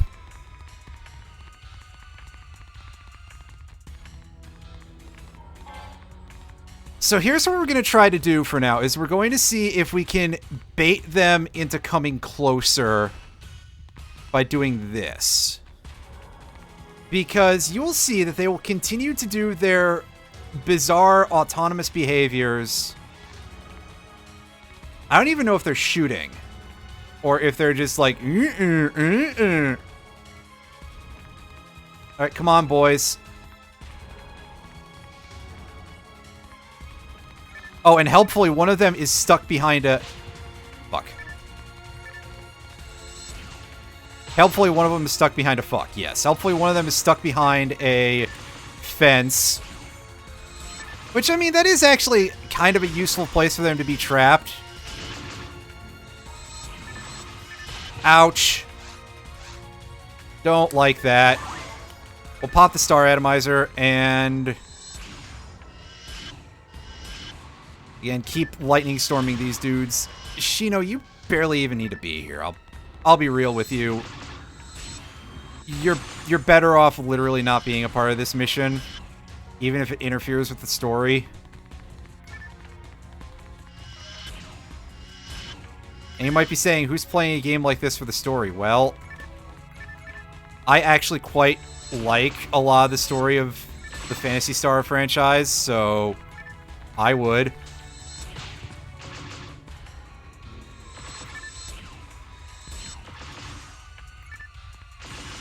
Okay, are we done? No, we're not done. We're done moving around, rather, I guess. Okay.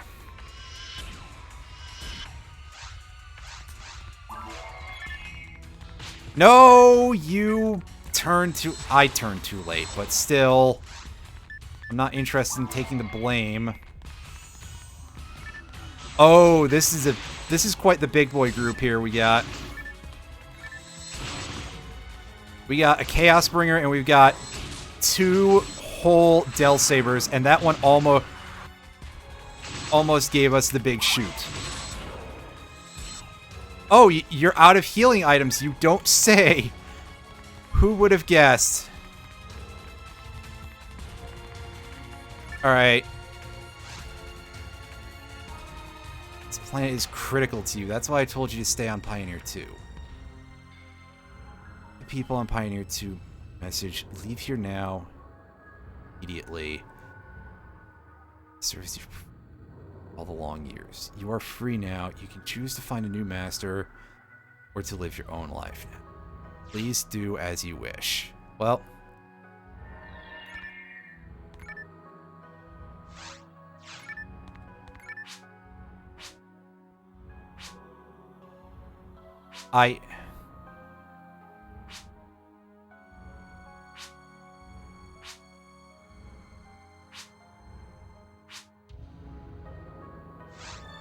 and there we go. We got the Sange. We got the Yasha. We can combine Sange and Yasha into a 2-sword weapon as before, as I mentioned before. As of episode 4, if you're playing on Blue Burst, you can combine 2 copies of the weapon Kamui into a weapon called 2 Kamui. Which, interesting. I guess it's not that unique of a weapon. We have finally beaten this mission.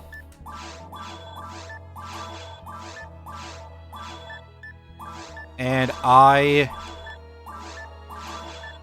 like to think that I tried to keep it under control, but I don't suppose that I did. I don't know what to say. I'm just really pissed off about that. I want to point out that, like, remember Unsealed Door, where we had Dr. Mome as our ally, and he's literally just designed to be the load of the party? It was easier getting him to do things, and he was more useful to us than Shino ended up being. I think that's ridiculous. Just...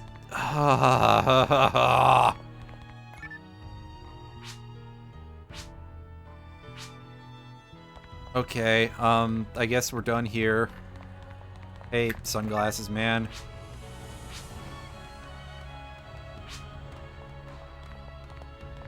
Yeah, I'm mostly sorry we had to do this mission this many times. God,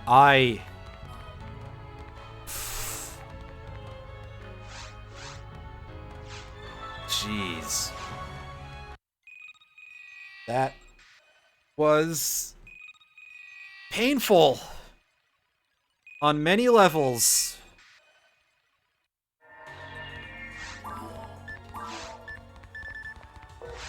Game can kiss my ass. That's what it can do. Alright, let me dump my inventory and then hit the save and quit button. Do we have items to deposit? No, we don't. Okay. Cool. That makes things easier.